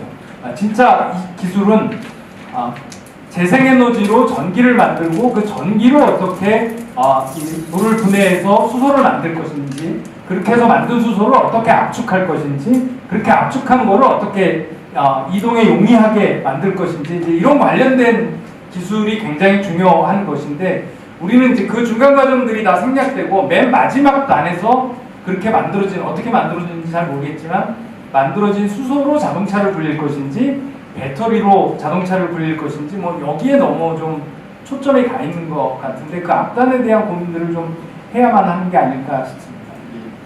혹시 뭐 김은영 국장님이나 남은 박사님 혹시 코멘트나 질문하실 분이 있습니까?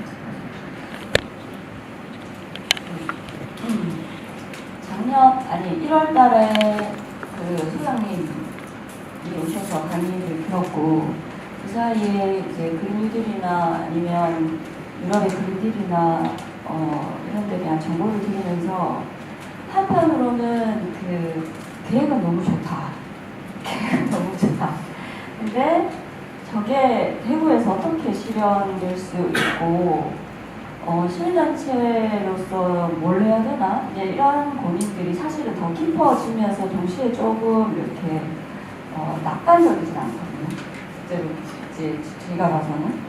그런데 또 기후위기와 관련된 유럽이 이제 그린딜이라는 거대한 계획을 세우고 이미 많은 유럽의 나라들이 2050년까지 가지 않고 2035년, 40년에 넷제로로 갈 수 있는 실제 계획들이 실행되고 있고 재원이 진행되는 걸 보면서 저게 어떻게 진행되었을까 또 봤을 때는 거기 분명히 이제 다락점이 되는 부분에서는 시민들 움직임이 반드시 있었다는 게 제 분석인데, 그래서 영국의 멸종저항 운동이나 아니면 독일이 저렇게 재생에너지로 많이 갈 수 있었던 것도 시민들의 반핵 탈핵 운동이 굉장히 활발했었기 때문에 사실은 진행될 수 있었기 때문에 그 사례를 보면서 일단 우리가 할 수 있는 역할이 여기에 있을 수도 있겠다라는 이제 생각을 하고 있는 중이긴 한데요.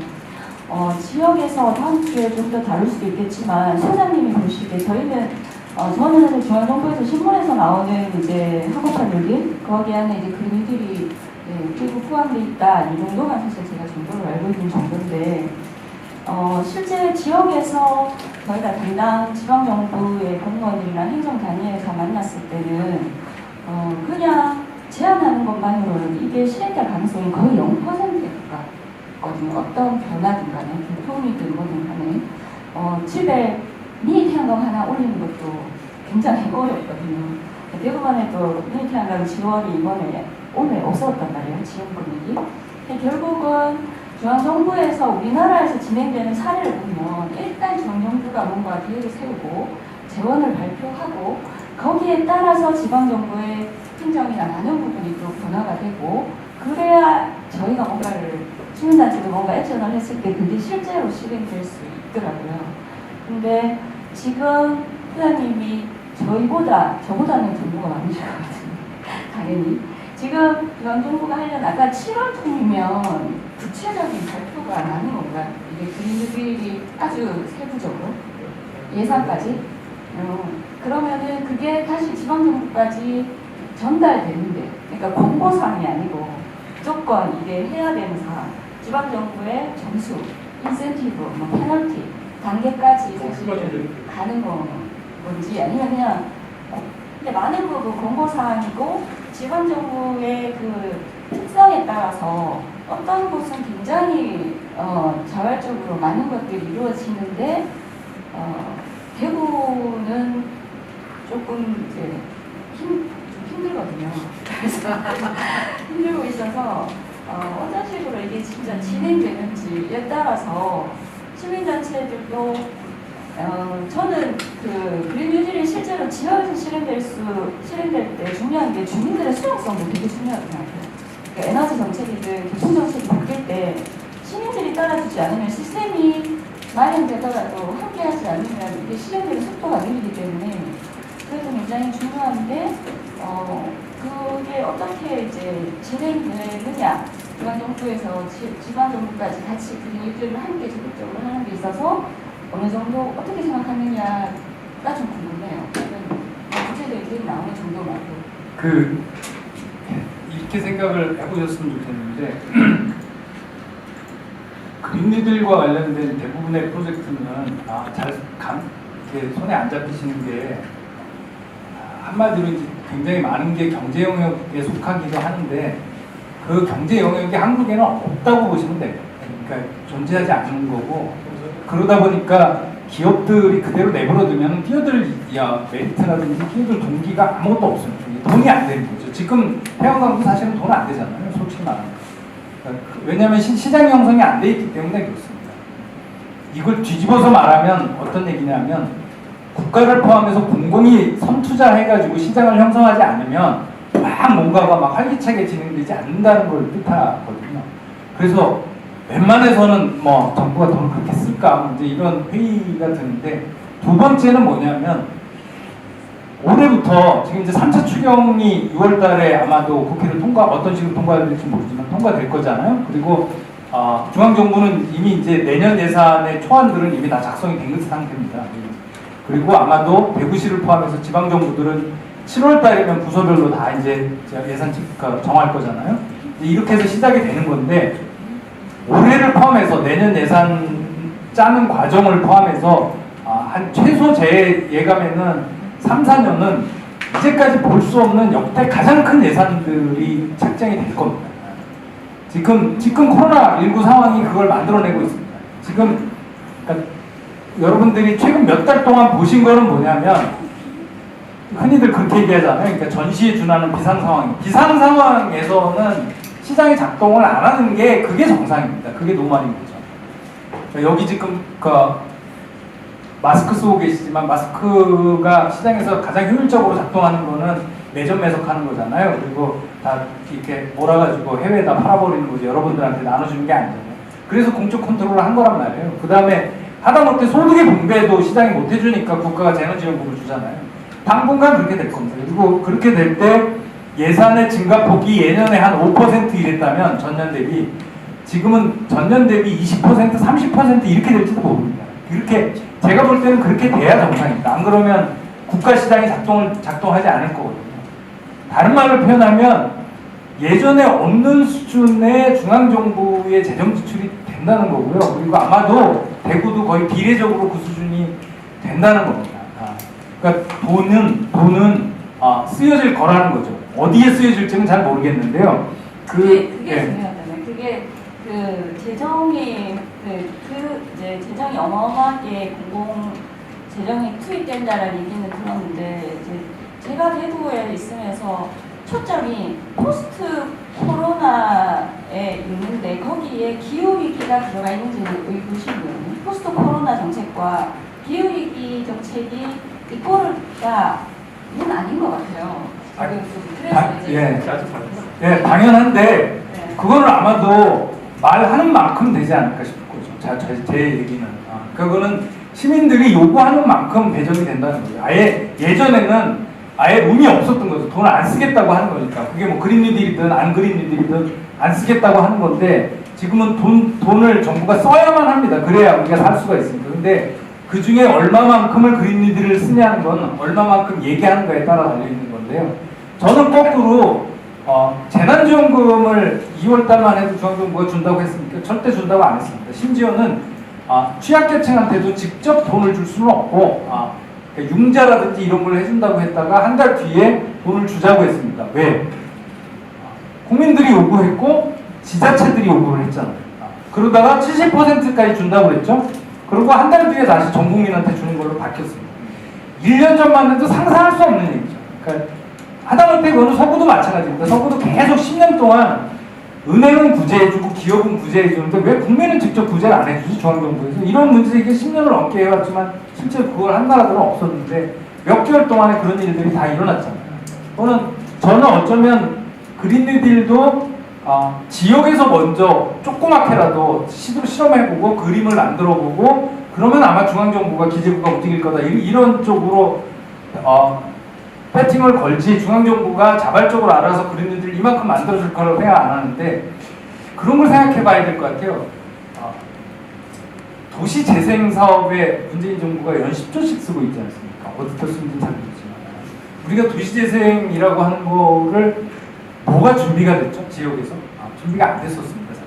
그러다 보니까 갑자기 어느 날 정부에서 막 조그마한 동네에 100억씩 주니까 당황스럽잖아요, 사실은. 네. 그런 일들이 일어날지도 몰라요, 또. 문제는 어쩌면 돈을 안 줘서 문제가 아니라 우리가 준비가 안 되었는데 돈을 100억씩 주면 여러분들 어떻게 할까? 이게 고민일지도 몰라요. 저는 그래서 거꾸로 우리가 도시재생의 경험을 한 2, 3년 동안 한 것처럼 진짜로 우리가 최대로 한다면 뭘 할 수 있는가에 대한 우리의 계획과 희망을 이거 열심히 계획 세워야 돈 주겠어 이렇게 생각하지 마시고 먼저 계획을 세우고 우리가 최대로 하면 어떤 걸 할 수 있는지를 자꾸 논의를 해서 말을 하고 우리가 이거 할 수 있으니까 우리한테 돈 줘봐. 쓸데없는데 돈 쓰지 말고 지금 정부는 아마도 그냥 내버려두면 환경평가 이런 거 과감하게 무시하고 그냥 원래 환경평가 때문에 홀딩된 사업들 그냥 풀어서 막 갈 겁니다. 근데 오히려 갈 건데 그게 그린이야? 이러고 따지고 들어가면서 우리가 돈 쓸 곳을 준비해놨고 설계 다 해놨으니까 이쪽으로 차라리 돈을 대라. 이렇게 요구하지 않으면 우리 그린에 돈 주고 싶은데 당신들 쓸 거 없다며 거꾸로 중앙정부에서 이렇게 나올 확률이 제가 볼 때는 있다는 거예요. 그래서 지금은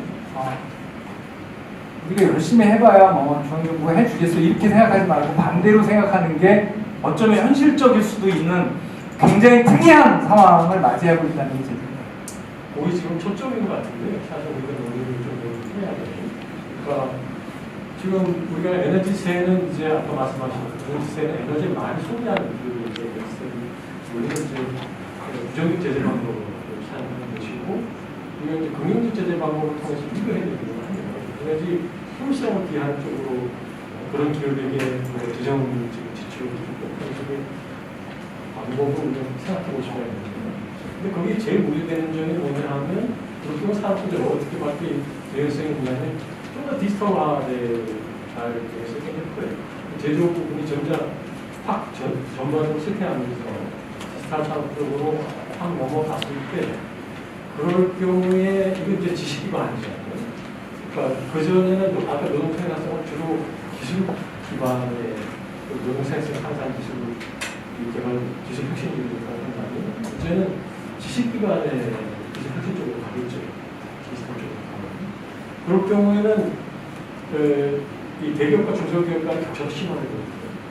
그 정도는 더 심화되고 그럴 수 있다는 거예요. 그것 때문에 우리가 그 문제. 그러니까 아마 지금 정부도 디지털화 산업을 육성시키고 그쪽으로 전환하는 쪽에 드라이브를 갖고 있는데 그래서 그 문제를 우리가 한번 체크하고 좀 고민을 결국 그린 뉴딜도 그런 모습을 지금 등장하지 않고 하는 의견을 사실 가지고 있어서 한번 우리가 시행을 좀 이야기해야 된다 하는 생각을 합니다. 네, 그것도 그러니까 토론 주제 중에 하나입니다.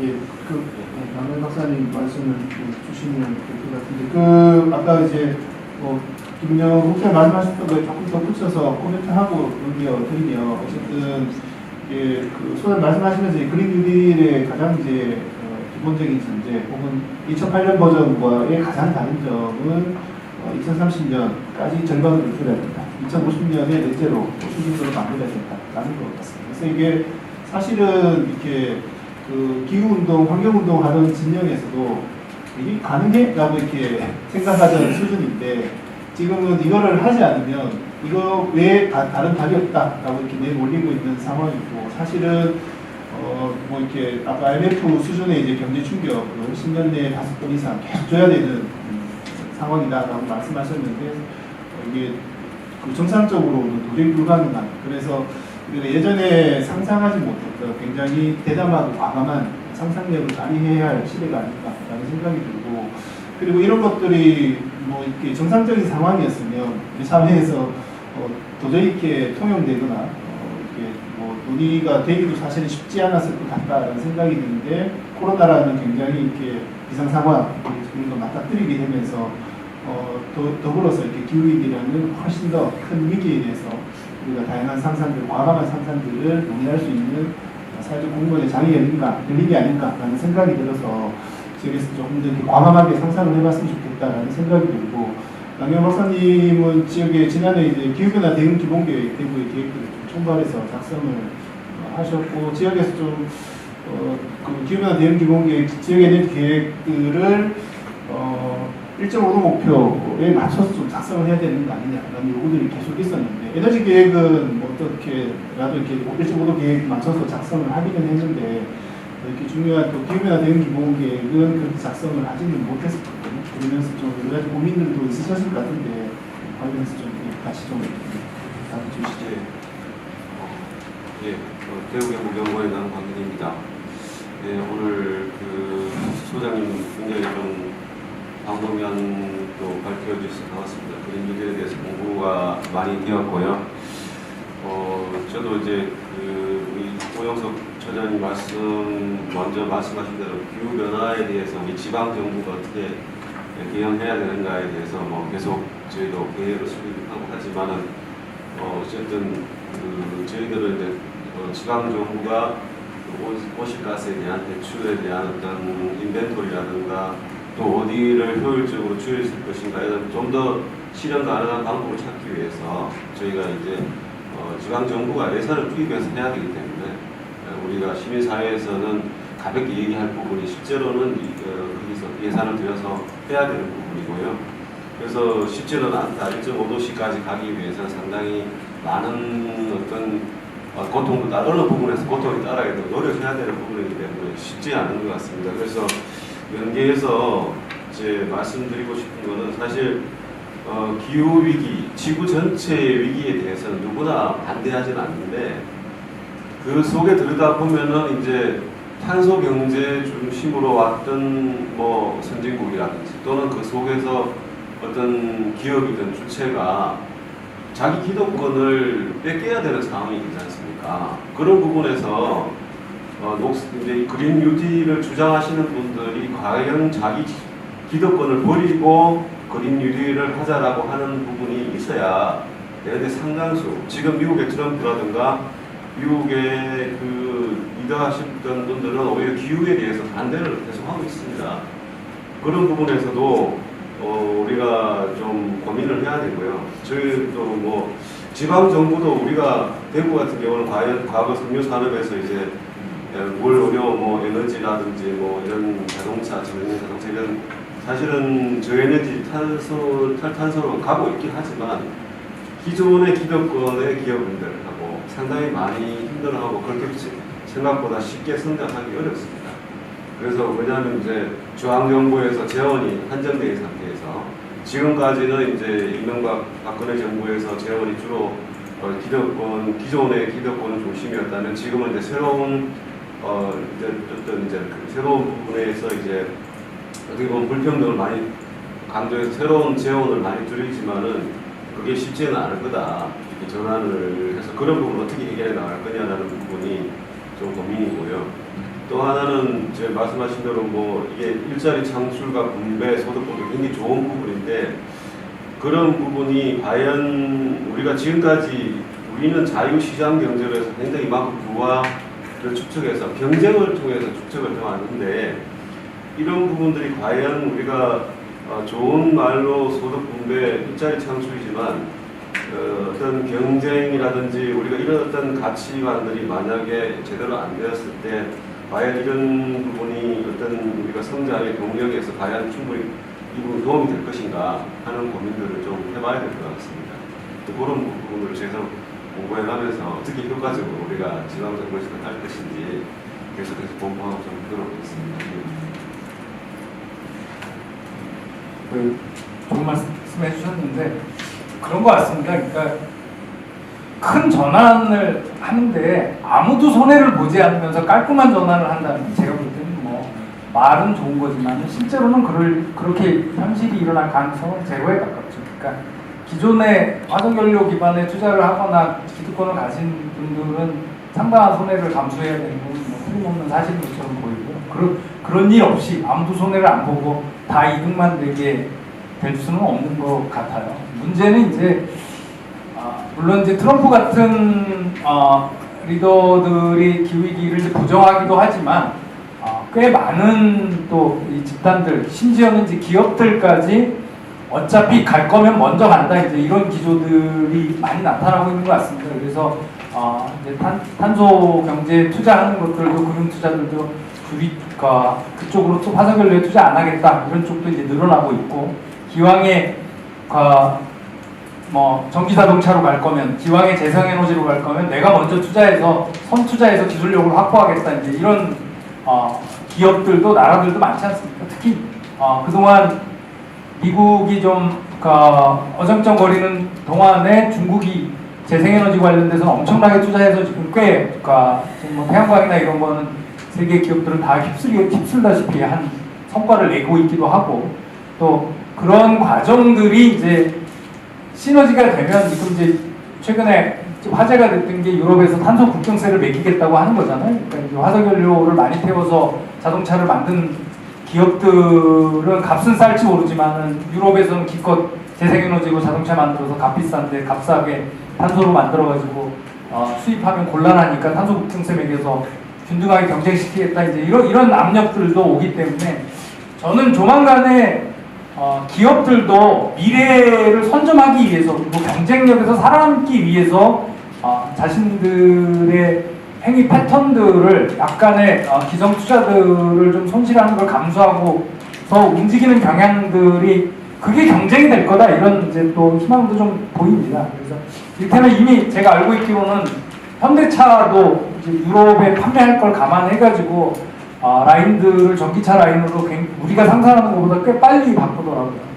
제가 좀 그쪽 분들하고 대화하면서 섭섭했던 거는 한꺼번에 또 그게 급속하게 바꾸는 게 불가능하니까 일단 전기차 라인을 빨리빨리 바꿔서 전기차 라인에서 생산하는 건 유럽에 팔고 그동안 한국에서는 내연기관차 못 바꿀 동안 소비했으면 좋겠다 이런 간접적인 얘기를 하는 바람에 제가 좀 당황스러웠는데 그게 그런 경쟁이 이제 조만간에 일어날 걸로 보고 제레미 리프킨이 주로 이제 주장하는 것도 사실은 이제 그런 쪽에 앞으로는 탈탄소 경제에 투자하는 사람들이 경쟁력이 있을 거다 이제 이런 주장들을 좀 과하게 하긴 하지만 그런 동학도 또 다른 면에서는 작동한다. 다른 쪽에서는 한쪽에서는 기존 자산들을 지키려고 하는 기득권들이 전환을 좀 늦추려고 하는 경향이 있는 반면에 한쪽에서는 또 그걸 가속화시키는 경향도 함께 있다는 점을 좀 우리가 주목해봐야 되지 않을까 이런 생각도 좀 있습니다. 혹시 또 그 외에 또 뭐 질문이나 코멘트 하실 분들이 있지 않나요? 네. 대구까지 오셔가지고 그 귀한 말씀 굉장히 감사합니다. 저는 그냥 코멘트 겸 질문 당장에 대해서 좀 질문 답변을 하고 싶은데요. 어쨌든 우리한테 처해져 있는 과제는 탄소 사회 2030년까지 절반, 2050년까지 100%, 그다음에 해결하지 않으면 우리 미래와 우리가 큰 이렇게 위기에 처한다라는 것은 이제 공감대가 형성이 됐는데 문제는 누가 하고 누구를 위해서 하고 누가 뗄 거냐는 거가 굉장히 이제 우선순위와 주체가 중요하다 이런 생각이 들었습니다. 왜냐하면 이번에 코로나19 바이러스 보면서 기후위기가 되면 감염병이 창궐할 거다라는 이야기는 벌써 수십 년 전부터 계속 나왔는데 그냥 느닷없이 이제 닥친 것처럼 이렇게 국가가 대응을 했지 않습니까? 그죠? 근데 대응 방식이 제가 볼 때는 그냥 적응인 것 같아요. 방역하고 가만히 있어, 마스크 끼라, 그리고 거리만 돌아 라고 하면서 정작 코로나19 같은 감염병에 대해서 사회 시스템을 바꾸고 면역력 있는 도시를 만들려고 하고 생태계와의 화합을 한다든지 뭐 이렇게 개인 면역 성장에 대해서도 지침을 줘야 되는데 그러지 못하니까 지금 제가 아는 의사분한테 듣는 거는 비만과 우울증, 기저질환자가 급증하고 있다. 이 문제에 대해서 폭풍이 있을 건데 지금처럼 이렇게 방역 중심으로 이렇게 대처를 하다 보면 굉장히 K 방역이 잘 했던 것 같지만 어두운 뒷그림자가 너무 많이 클 거다 이런 이야기를 들었습니다. 하여튼 그런 부분처럼 기후위기 불평등에서 지금 그린 누릴 이 기후위기와 불평등 두 가지 토끼들 잡는 굉장히 이렇게 어렵고 발빠른 걸 해야 되는데 저는 이렇게 동력을 국가에서 이렇게 방향을 정확하게 주는 것도 중요하지만 시민들한테 동력을 줘야 된다고 생각을 합니다. 예를 들면 탄소 거래제나 탈탄소 인센티브제 그리고 제기되고 있는 녹색 기본소득 내가 태양광 발전소를 지으면 탄소를 그만큼 줄였으니까 인센티브를 준다든지 내가 걷거나 자전거를 타면 그만큼 이산탄소를 줄였으니까 과감하게 이렇게 녹색 기본소득을 준다든지 또 최근에 녹색 상품을 만드는 동네가 많거든요. 쪼매쪼매한 그것이 예전부터 핸드메이드 시장이 앞으로는 탈탄소 사회에서 굉장히 커져갈 거다라고 하는데 유럽 같은 경우는 거기에 대한 스포트를 하는데 한국 같은 경우는 이렇게 대기업에 밀려가지고 동네 가게, 핸드메이드 가게가 없던 부분이 있어서 그런 부분들을 이제 녹색 구매 지원 센터 같은 걸 지역에 만들어서 끊임없이 정보를 주고 그걸 소비하고 여기서 생산하는 사람들한테 인센티브를 과감하게 주고 해서 시민들이나 민들이 좀 일어나서 이렇게 국가를 견제하고 밀어붙이지 않으면 또 이렇게 어느 순간에 보면 시민은 가만히 있고 기업들은 커지고 있고 이거에 대한 우려가 좀 있어서 그에 대한 소장님 의견이 좀 궁금합니다. 적극적으로 동의합니다. 한 가지는 K방역에 대해서 지금 이제 2차, 3차 감염이 통상 오는 게 정상이고 그래서 가을에 2차 감염에 대한 대비를 해야 되는데 이제 뭐 현재 K방역 자제다고 선전할 때가 아니든지 이런 비판들은 굉장히 많더라고요. 많은데 한 가지 말씀드릴 거는 감염은 말씀하신 대로 이게 예방을 해야 되는데 다시는 이런 일이 일어나지 않도록 예방해야 되는데 현재 수준에서는 어떻게 적응하고 살까 이제 그래서 비대면하자 뭐 이제 이런 얘기들이 주종인 것 같은데요. 그러니까 문제는 뭐냐면 기후 위기는 적응이 불가능하다는 지구가 기후 위기를 적응하는 거는 그냥 인간을 멸종시키는 수밖에 없어요. 그러니까 그게 그 전에 다른 위기들과 기후 위기가 결정적으로 다른 점이라고 생각하고요.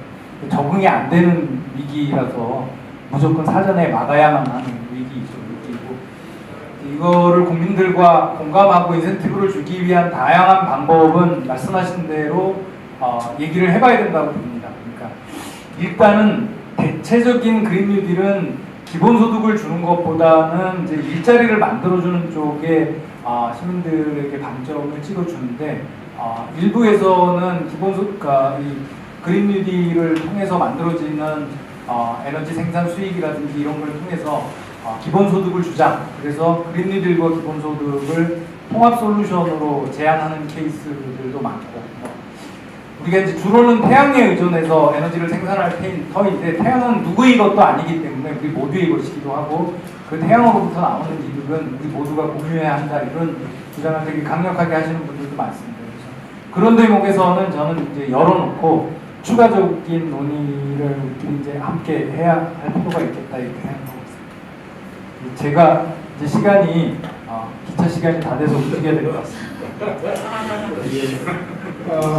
오늘 김병호 소장님 긴 시간 동안 강의와 여러 가지 또 질문에 대답도 주셨는데요. 조금 또 궁금한 사항이나 이렇게 부족한 부분이 있을 수도 있겠습니다만 다음 주 또 이렇게 저희 지역에서 그럼 어떻게 할 건지를 또 집중적으로 유진 박사님 같이 얘기하는 자리가 있으니까 오늘은 여기까지 해서 정리를 하고 전해드리고 다음 주 같은 시간에 같은 장소입니다. 24일 수요일 날 오후 1시 반 이 장소에서 대구 2차 세미나 진행될 예정이니까 그날도 오셔서 또 강의 듣고 또 활발하게 같이 또 논의해서 지역에서 좀 시민들이 주도해서 정말 그 목적에 맞게 그린 뉴딜의 목표를 달성할 수 있도록 지역에서 잘 설계하고 만들었으면 좋겠다 생각이 듭니다. 다시 한번 멀리서 오셔서 귀한 말씀해 주시고 함께해 주신 김병호 소장님께 박수 부탁드리겠습니다. 오늘 함께해 주신 여러분들 모두 고맙습니다. 마치겠습니다.